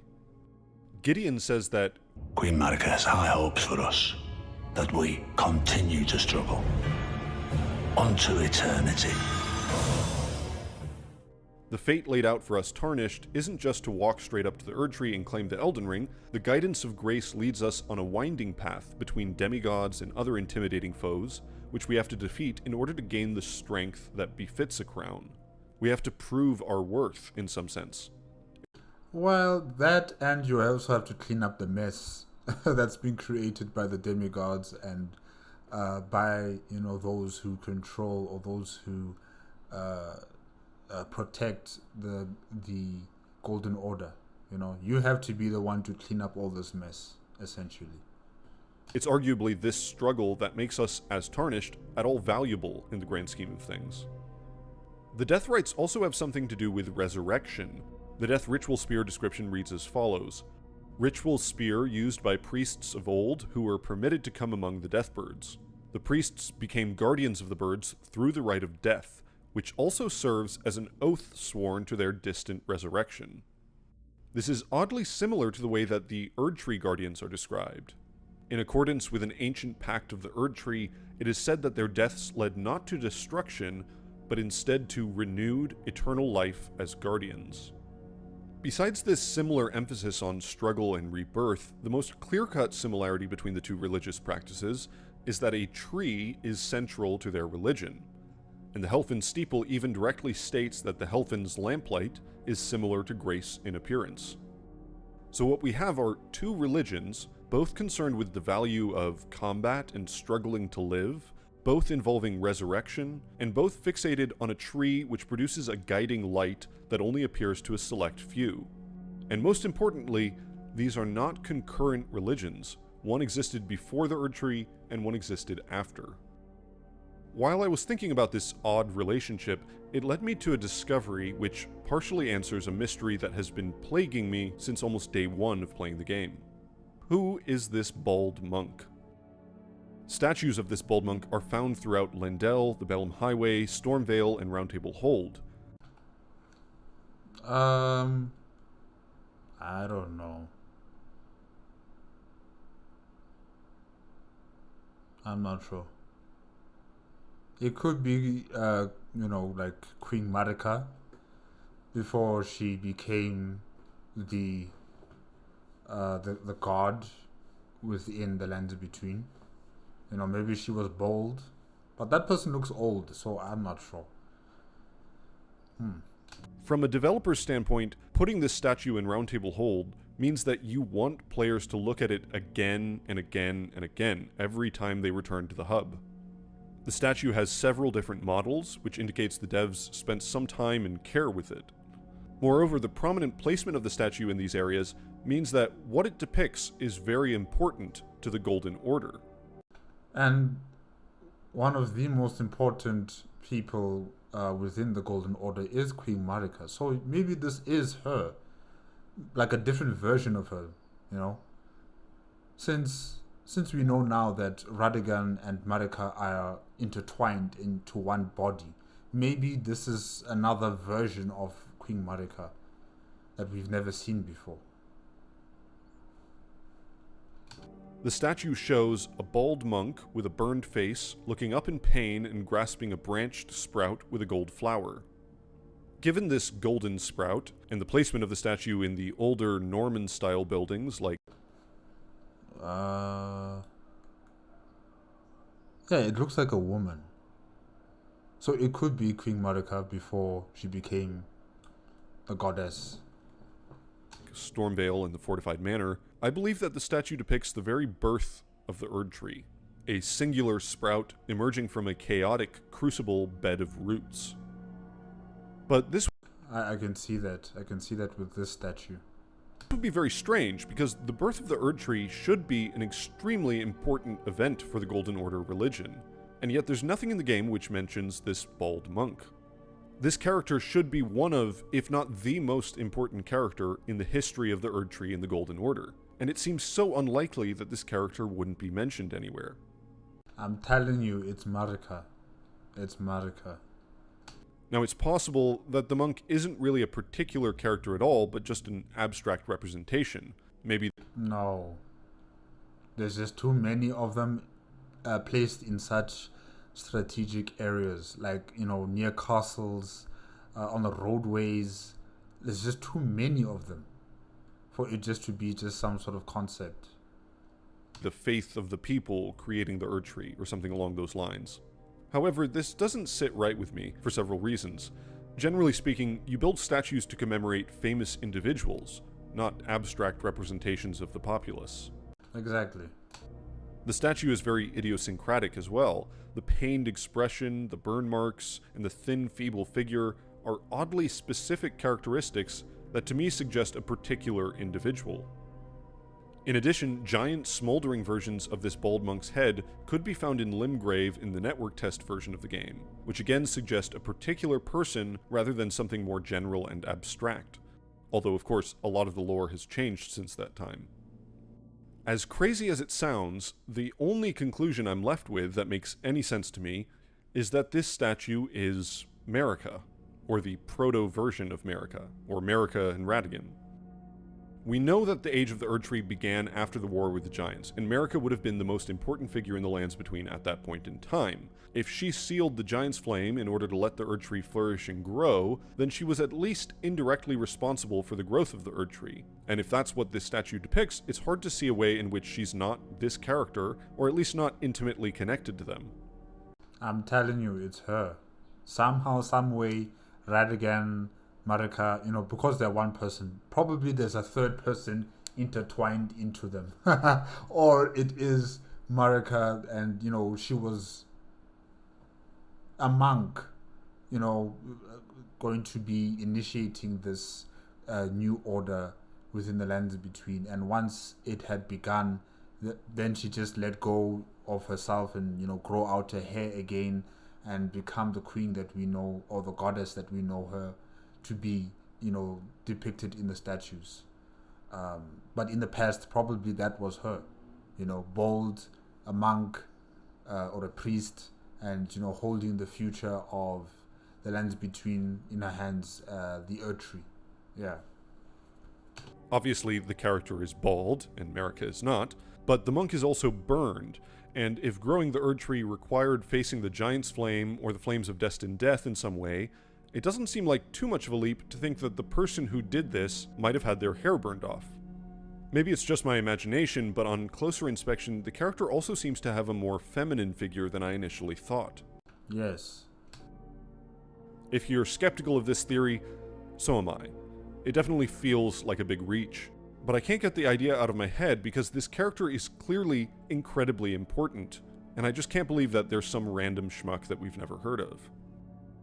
Recently, I happened to be perusing the videos of Bonfire VN. If you're not familiar with their work, they showcase the models of various bosses and enemies from Elden Ring in great detail, which is a fantastic resource for any lore hunter, so I highly recommend checking them out. It was during a video on the Deathrite bird, which you can find the link to below, that I suddenly discovered the missing link to the mystery of this bald monk. In the video, Bonfire takes the models for the Deathrite priests out of the bird's wings and removes the special effects to give a clear view of these characters. And they look remarkably similar to the bald monk. Similar togas or monk robes, pained expressions looking upwards, and an identical way of grasping the branched object in their hands.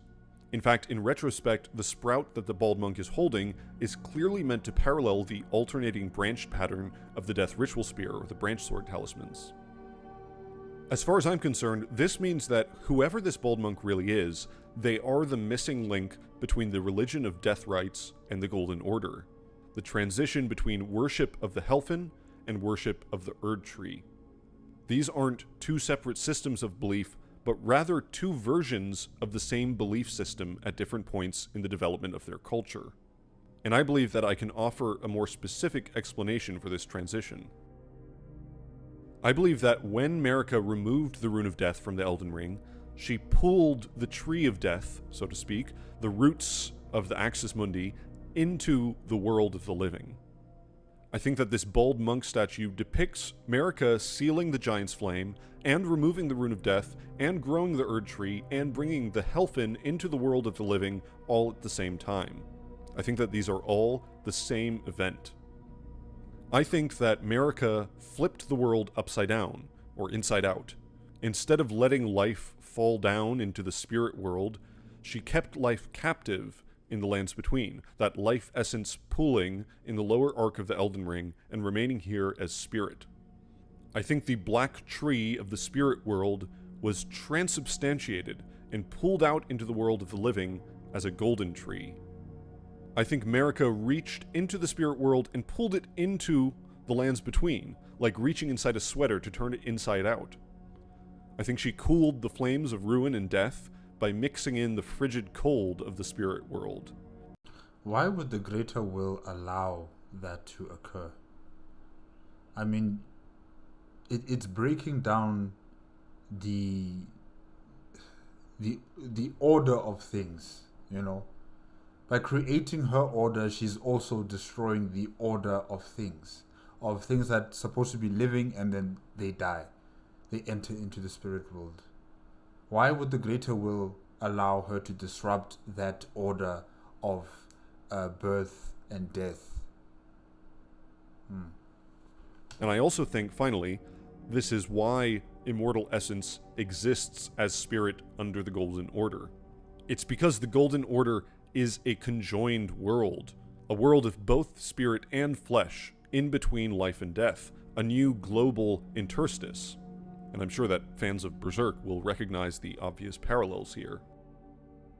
This theory is obviously very speculative, but it seems to explain a lot of different things that I don't know how to explain otherwise. It might explain why the Erd Tree is a spectral tree without roots, existing as a kind of spiritual layer on top of a more physical tree. It might explain why the Golden Order sigil has a downwards pointing triangle, the alchemical symbol for water. It might explain why living in death is, according to Rogier, a result of touching upon a flaw in the Order. The Order has caused everything to exist in the liminal state between life and death, and living in death is simply a logical outcome of that order. It might explain why everything was in opposition to the Erd Tree at first, if it was a tree of death displaced in a world of life. And finally, it might hint at an explanation why there are so many strange doubles, twins, counterparts, and reflections throughout the world of Elden Ring. There were once two worlds, one a reflection of the other, and now both exist together. Because destined death has been taken away. Thus, like I said before, your future self, your spirit self, is with you in the living world. And that is why there are doubles of everything that you guys are fighting against. Well, maybe I should say the most powerful creatures that you guys are fighting against. I don't know about the mid-range and lower tier creatures or people. But, you know, there are these double, creatures because destined death has been taken away. Thus, your future self as a spirit, or your past self or your present self as a living being, exist in the same time frame, because destined death has been taken away from you. Yeah.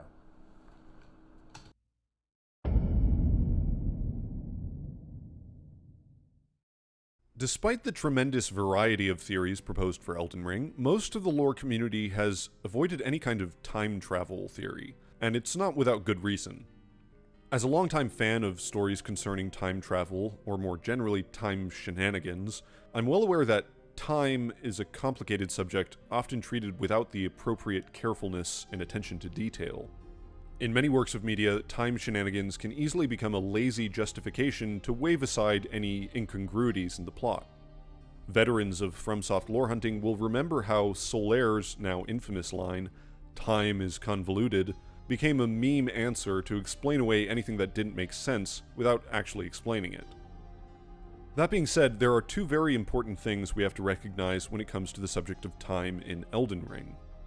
First, both George R.R. Martin and Hidetaka Miyazaki have dealt with time travel shenanigans in multiple previous works.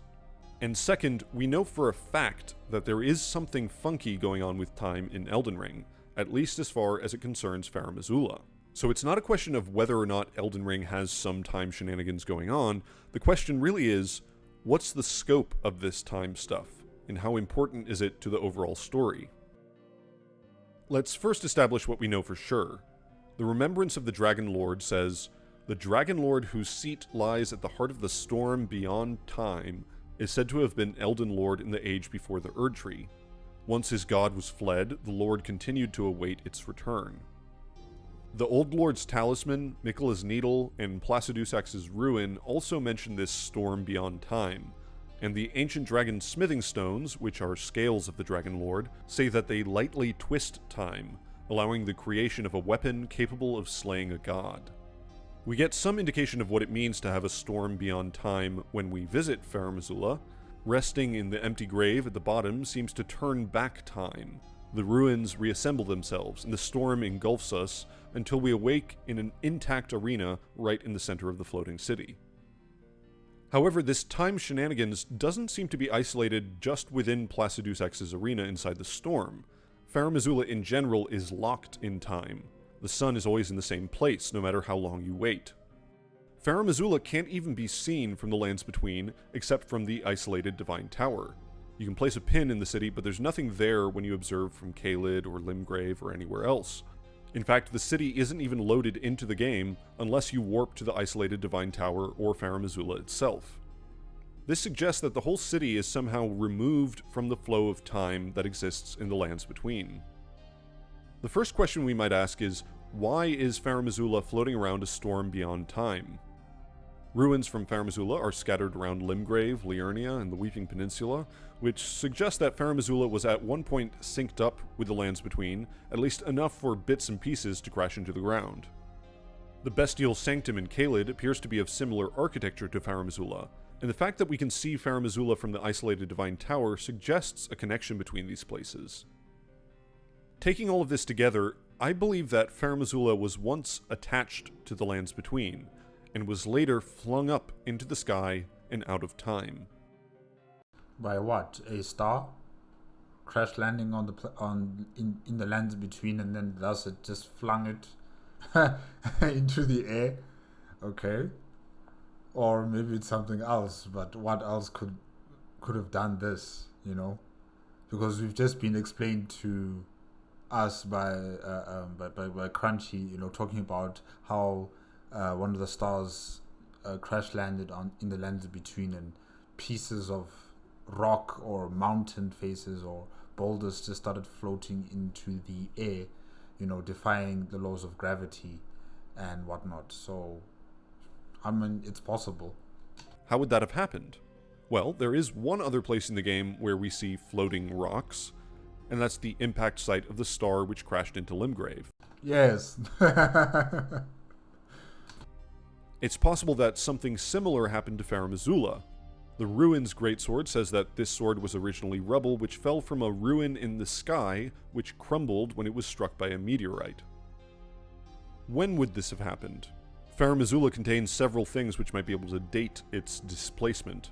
There is a draconic tree sentinel, and an ancient dragon cult prayer book, as well as the existence of Deathroot in the Wormfaces.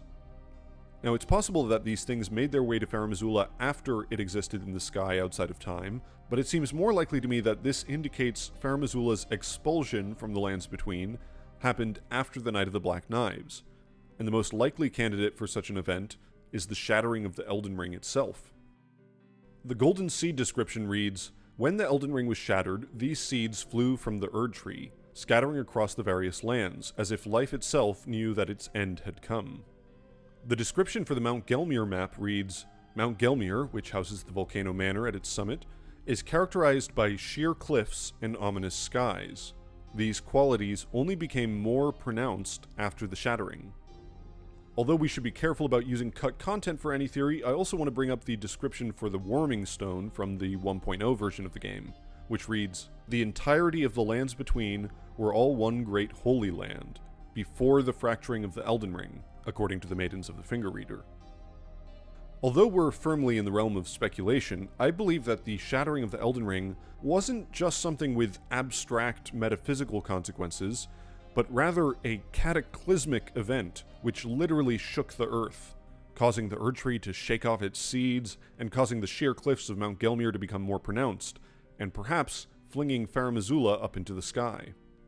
You may recall that earlier in the video I drew attention to the fact that the Elden Star's description could be read with the interpretation that the lands between itself became the Elden Ring, and if that were true in some sense, then shattering the ring might shatter the lands.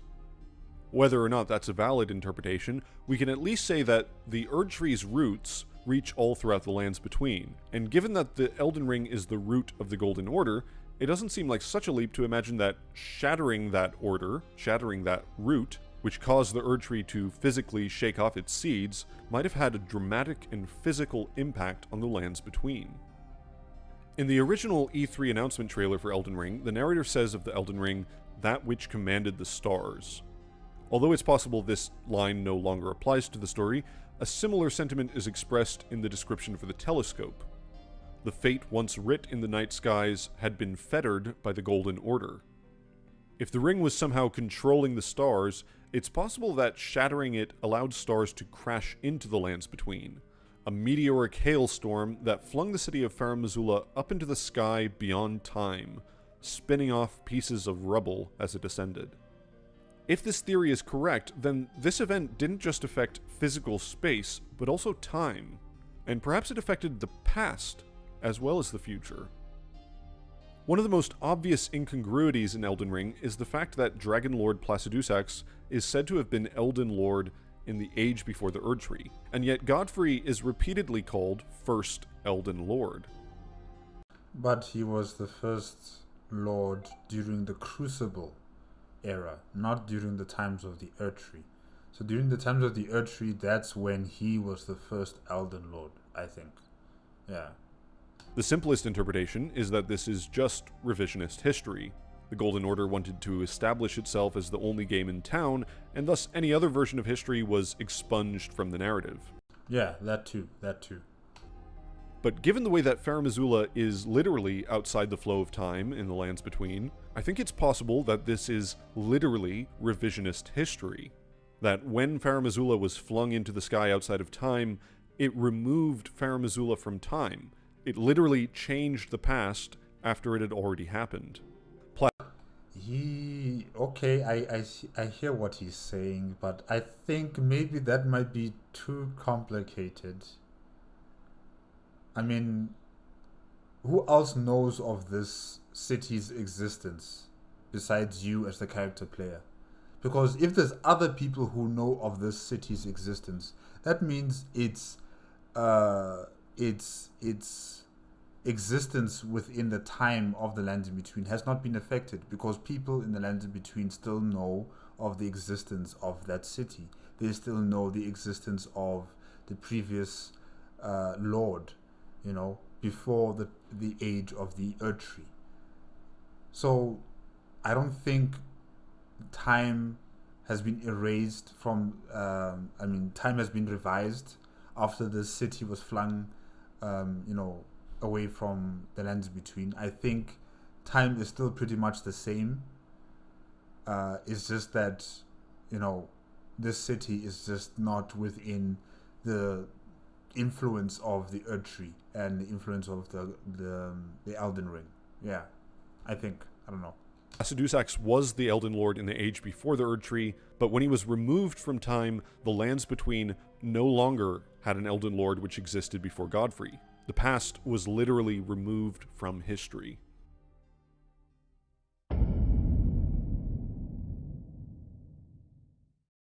Let's now examine the rest of the game to see if there are any other places which might have to do with time shenanigans. One possibility is the Everjails.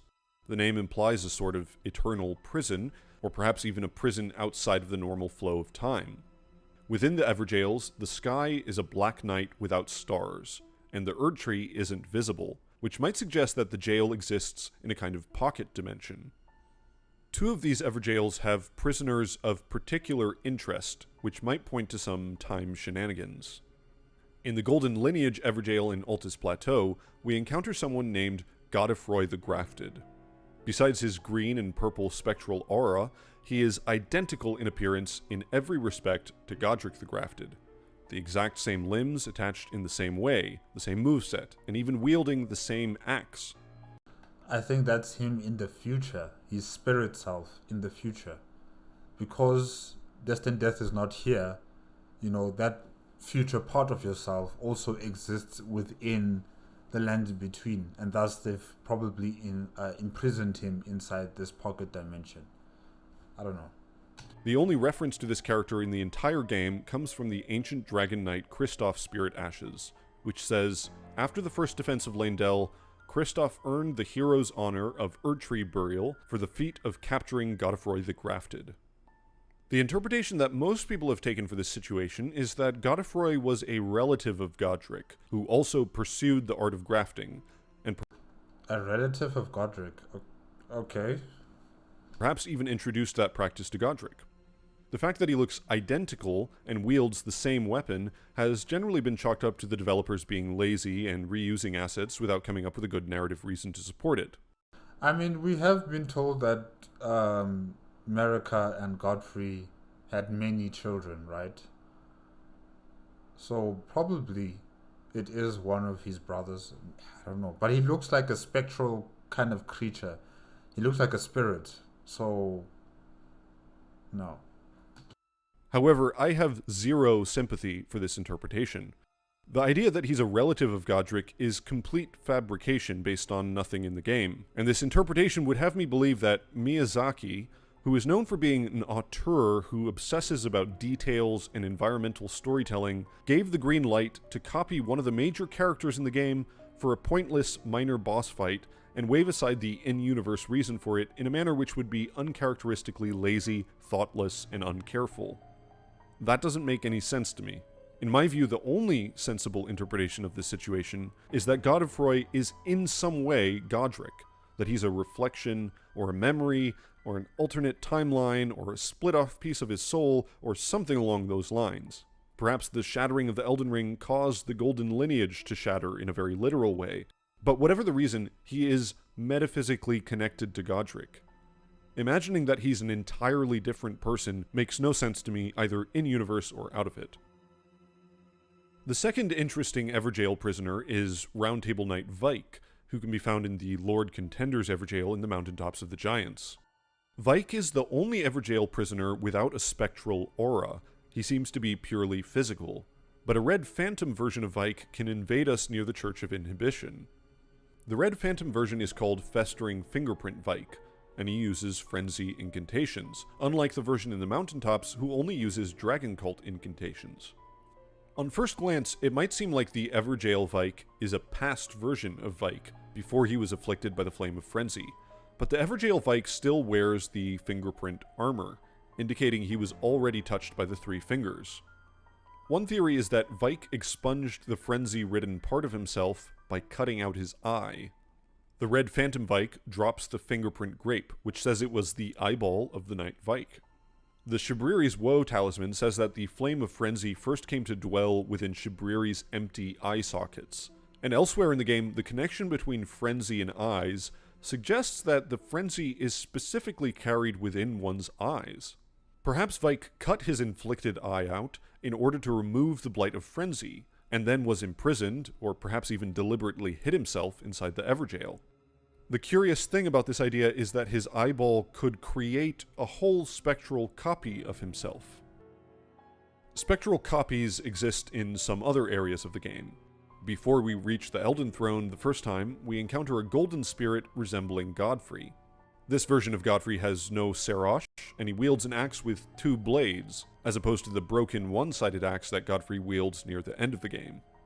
In the Haligtree, we encounter the knight Loretta. Here she uses an advanced version of her archery spell, which she developed after traveling to the Haligtree. The version in Caria Manor is a spirit which only uses the less advanced version of the archery spell. In both Loretta's and Godfrey's cases, the spirit version seems to be a version of them from the past, almost like a memory which has remained in an area of significance. We also find doubles of Morgott and Mohg, although these doubles appear physical rather than as spirits. The popular interpretation is that Morgott has created illusions of himself in Stormvale and outside Lendel, but that doesn't quite track. These Margit doubles look physical, react to things physically, and at least in the case of the one outside Lendel, he seems to emerge from the body of a living person.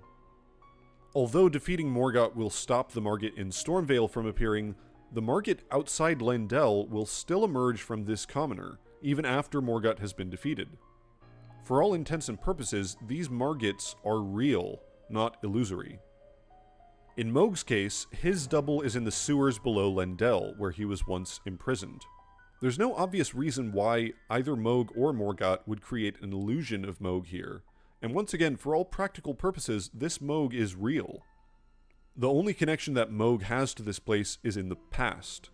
He once stood before the Formless Mother deep underground before going on to build his Mogwin dynasty.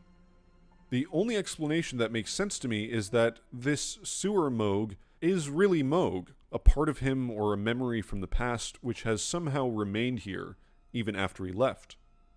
That might not sound like it makes much sense, but this sort of confusion of logic and identity is a regular occurrence in Elden Ring, and whether I fully understand what it means, I have to go with whatever the game presents, and it seems to present the idea that some aspect of people can exist in multiple times in multiple places. You know, let's not fight it. Let's not fight it. Whatever we can see and try to understand, that's as far as we get. Let's not crack our heads over it. I also tend to agree that, you know, there are different versions of the same person, whether in the future or from the past, dealing with the person in the present. Because of Destined Death no longer being here, there will be versions of the same opponent that you as the character player will be fighting against. Yes, some of them do look like they're spectral entities, and then there's others that don't. I'm not sure why. Is there another version that of your opponent who does not look like a spectral spirit? I'm not entirely sure, but yeah, interesting. To add to this confusion with the Omen twins, there's also the Fel Omen twins, a different pair of Omen twins which exist in a black void accessed on the way to the Divine Tower which holds the great runes of Mohg and Morgott. It's difficult for me to imagine that these Omens are entirely different people from Mohg and Morgott. Perhaps they're another memory of the twins from the past, or another piece of their souls. Exactly how all these duplicates are connected isn't obvious to me, but one way to think about it is to imagine that Omens have an excess of life. They're chock full of extra, blended-up, crucibly goodness, and it seems unlikely that that excess life is unrelated to the fact that they seem to exist in an excess of places.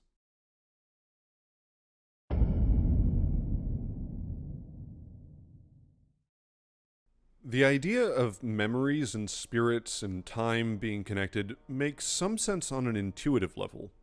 When you die, you will continue to exist in the memories of others, in a sense. If we accept that people in Elden Ring would go to the spirit world when they die, we could say that the spirit world exists for everyone in their future.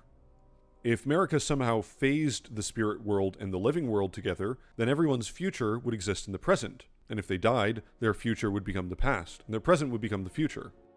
Yes, essentially. This is what I've been talking about. You know, because Destined Death is no longer here, and people don't really die, you know, there's nowhere for your future spirit self or your spirit self within the present for it to go. There's no place for it to go. It will be stuck here with you in this reality of the Golden Order and the lands between. So you will be living with your present self, you, your past, and your future self. Yeah. I'm not entirely sure what that means, and to be honest, my brain is completely fried trying to think about it. However, if we follow the thread of spirits and death and time, we should of course mention that the rune of death also goes by the name Destined Death, which implies a future, fated death.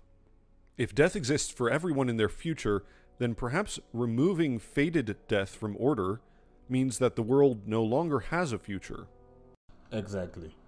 To put it another way, if death is fated to happen in the future, and you wanted to stop everything from dying, perhaps the only way to do that is to remove the future from the world. Ranni used a fragment of Destined Death to destroy her body, and in doing so she seems to have removed the ability of the two fingers to influence her fate. The art of puppetry, practiced by Celavis and the Nox, involves some kind of manipulation of fate, and the result is the detachment of spirit from body. If controlling someone's fate means controlling their future, and their future is existence as a spirit, then controlling their spirit is synonymous with controlling their fate. The Night Maiden and Swordstress puppets apparently became puppets of their own volition. Perhaps the Nox wanted to avoid having their fate dictated by the Greater Will or the Golden Order, and by detaching spirit from body, they could determine their own fate. Perhaps Ranni's plan was something along the same lines. Fundamentalists describe the Golden Order through the powers of regression and causality. While the descriptions for these laws talk about the relationship between meanings, the words themselves imply a relationship to time. Causality is the relationship between the present and the future, the way in which one event leads to another, whereas regression is the process by which one state reverts to a previous one. As I mentioned early on, the word order itself could imply sequential order, which might also relate to the flow of time. But there's another sense in which order relates to time. Order means predictability. A completely orderly system produces results entirely determined by its starting position. In philosophy, one of the biggest questions about the nature of the universe has historically been whether the universe is deterministic or indeterministic. A deterministic universe means that the future is entirely the sum of all the conditions of the present. This has sometimes been proposed with the hypothetical scenario called Laplace's demon. The scenario imagines that there's a demon which knows the precise location and momentum of every particle in the universe. The deterministic view is that the demon could then predict the future with 100% accuracy.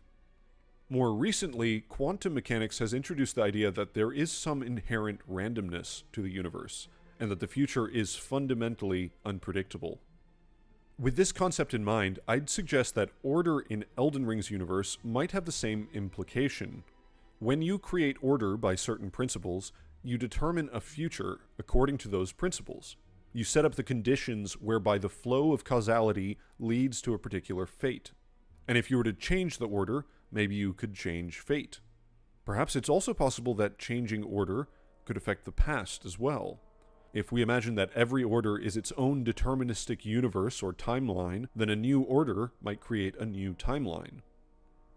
One of the biggest points of contention in Elden Ring lore is whether Radagon and Marika were originally the same person or two different, unique individuals.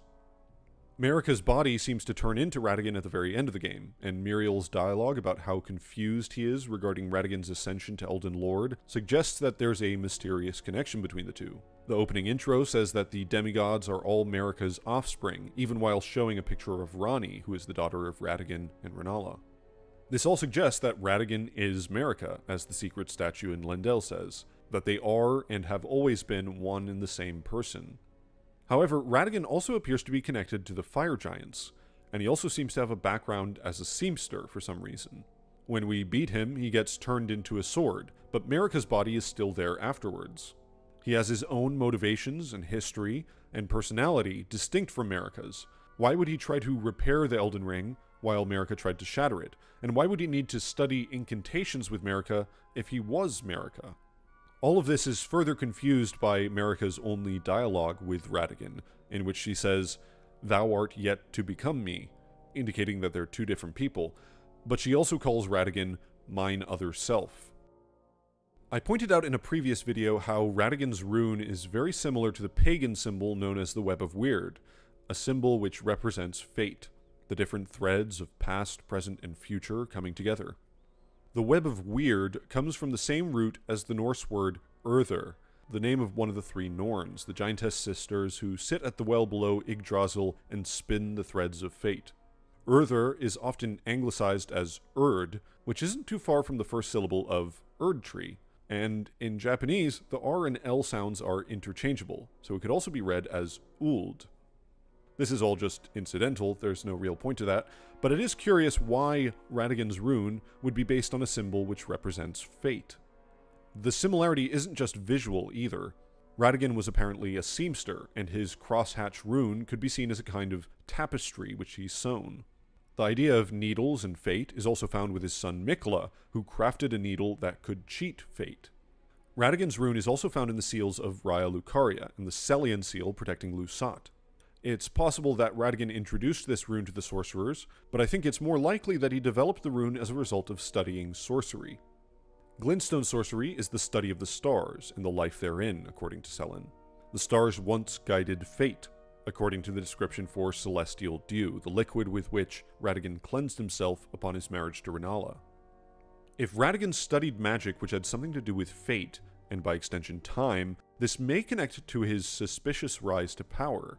Perhaps he was able to manipulate fate, somehow weaving a new future, a new order where he was God. If we really want to get into speculative territory, perhaps this new woven fate had a retroactive effect, in a similar manner to Farum Azula.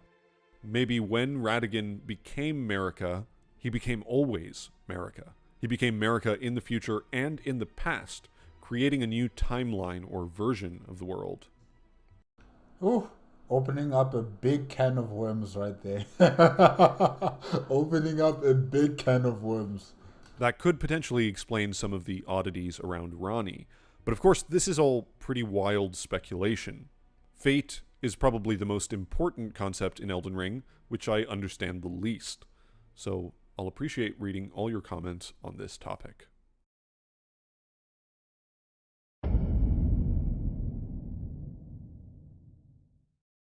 This video is probably the most unhinged collection of theories I've proposed yet. I tried writing the script for this video multiple times, starting from a lot of different angles, and if you'll believe it, this is actually the least unhinged version that I came up with. To be honest, I'm not sure I believe half of the things I've proposed here, but I wanted to try and address the whole metaphysical structure of Elden Ring's universe in one go, and that's very difficult to do in any kind of organized, precise fashion. But you did your best. You did your best. If nothing else, I hope this video has been interesting, and perhaps opened up some new avenues for people to explore. At the moment, we're all waiting with bated breath for news of the DLC, and it's possible that the DLC will explain many of the mysteries that cause so much confusion now. Although personally, I'd prefer if the DLC upends everyone's theories, including my own, just because it would be more fun. While all we have at the moment is a single image and a title, I will speculate and predict that the DLC will address some of the things related to the ideas I've proposed in this video. Mikla appears to be an important character, and I think it's likely that much of the cut content regarding That's Mikla? Wow, okay. Mikla was removed shortly before the game's release in order to develop it for the DLC. An important part of that story has to do with Saint Shrina and dreams. Dreams are often associated with death and the separation of the mind or spirit from the body. The title, Shadow of the Erdtree, may imply some relationship with the concept of an inverted spirit world, which I proposed earlier. In fact, the picture shows a black shadowy version of the Erdtree with something gold emerging from inside. And in my mind, this is a kind of inversion of the Erdtree in-game, which is a gold outer layer. I think it's possible that we may enter a kind of inside-out or upside-down world in the DLC. Perhaps a relic of the spirit world which still exists inside the Erdtree. Perhaps it'll be a dream, or perhaps it's a world in the past, or maybe a world of the dead. But part of what I've tried to explore in this video is the idea that these concepts might not be that distinct from one another in Elden Ring's universe. I didn't really explore the duality between light and shadow in this video, but there are some curious things in the game regarding shadows and darkness. The two fingers communicate via a language of light, but they also teach an incantation which produces darkness, and they provide shadows to Empyreans. There's also the shades in some of the heroes' graves, which can only be granted physical form from a circle of light. In addition, there's the odd black void of the Fell Twins, the black starless sky of the Evergaels, the lightless void of Eternal Darkness, and the black moon of Noxtella. When it comes to light and shadow, a thought which comes spontaneously to mind is Newton's third law of motion. For every action, there is an equal and opposite reaction. Perhaps for all the golden light of the Erd Tree, there must exist an equal and opposite shadow somewhere else in the universe, in order to maintain the cosmic balance. Regarding the concept of inversion, I didn't mention the gestures which represent inner order and outer order, one acquired down below in the Eternal City, and one up above by the Erd Tree. Also, the title of Outer Gods might imply the existence of inner gods. I don't know what to make of all this, but if I had to guess, the DLC will address some things related to the idea of inversion, things being inside out or upside down, and the relationship between spirits, time, memory, and fate. Whether or not anything I've said in this video is remotely close to accurate, there is one thing that I feel very confident about. The world of Elden Ring has a strange aspect of multiplicity. Characters and forces and locations have all sorts of twins, doubles, and counterparts. And the world is filled with the dualities of life and death, chaos and order, gold and silver, and so on and so forth. I strongly believe that this pattern is not just something metaphorical or thematic, but that there is a mechanical, in-universe reason for the world to be structured this way. Whether it's multiple timelines, or multiple dimensions, or cosmic balance, or archetypal dreams turned into reality, or anything else along those lines, I strongly believe that this multiplicity is the most important concept in Elden Ring's world, and that no theory will be able to adequately explain the story without providing a sufficient reason for it. I've tried to address that issue in this video, and hopefully I'm driving a bit closer to the truth. Thank you all for watching. If you don't mind, please do all the YouTube things like subscribing, liking, and sharing. I'd appreciate your thoughts on this video, so leave a comment below and I'll try to respond to it. Or you can find me on Discord and Twitter, or hop in one of my streams next time and we can talk. Thanks once again, and until next time, take care.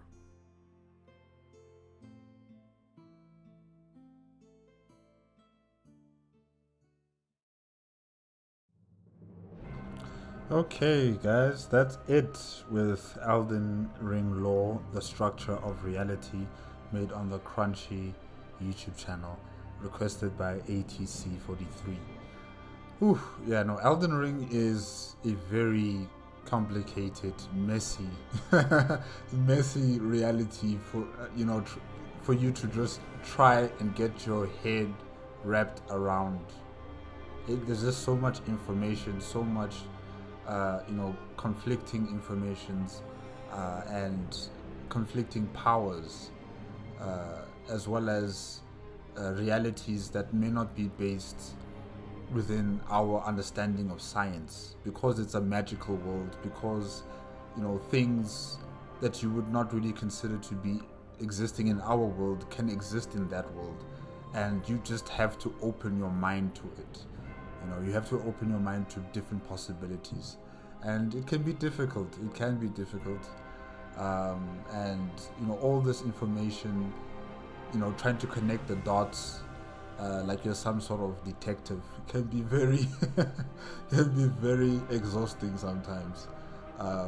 Like, you have to be patient with yourself. You have to be patient with all the information that you've gathered, and try to see what correlates with other information that's there. So Crunchy really tried his best. He even gave us his own hypothesis on many of the different structures of reality of the lands in between. I still don't truly fully 100% understand what's going on here. I try my best as well. I could be wrong, and I'm okay if I'm wrong. I'm okay if I'm wrong. And definitely the structure of the reality in the Elden Ring universe, I don't think anyone will fully truly understand it. You know, those who created this game made sure that we would still be talking about, you know, the structures of reality, you know, the contribution of the different colors in this reality, the structure of the order and the chaos within this reality. And, you know, it also reflects on the different characters or NPCs that you talk to as the character player. You know, how all of them have their own different interpretation of what the Golden Order is, how all of them have their own interpretation of what type of future they want for, you know, the land in between. You know, nothing is the same twice. Yeah, you know, everyone has their own camp, everyone has their own perspective, and everyone has their own future that they are trying to fight for or preserve or to create. So, you know, it's always going to be a messy affair, and uniformity, conformity is not going to be able to exist in this new reality after the shattering of the Elden Ring, you know. So yeah, it's a whole lot of information that I still also need to digest. I think I'm going to watch it a second time, you know, just to fully understand, because there was a part in part 8, Death, that I didn't fully truly understand what Crunchy was talking about there. So I'm going to go back to that one, you know, just to listen again. And yeah, a lot of information to process and to understand. And yeah, thank you to Crunchy for trying his best, for giving us his perspective on how he understands the structure of reality in the lands in between. And yeah, hopefully you guys also enjoyed it and you enjoyed my reaction to it as well. Remember, if you want to check out the original video as well as Crunchy's YouTube channel, the links are going to be in the description below. If you like my reaction, please give me a like, comment, and subscribe to my channel. Click on the notification bell if you want to be up to date with my latest videos. And I will see you guys next time. Okay? Good night.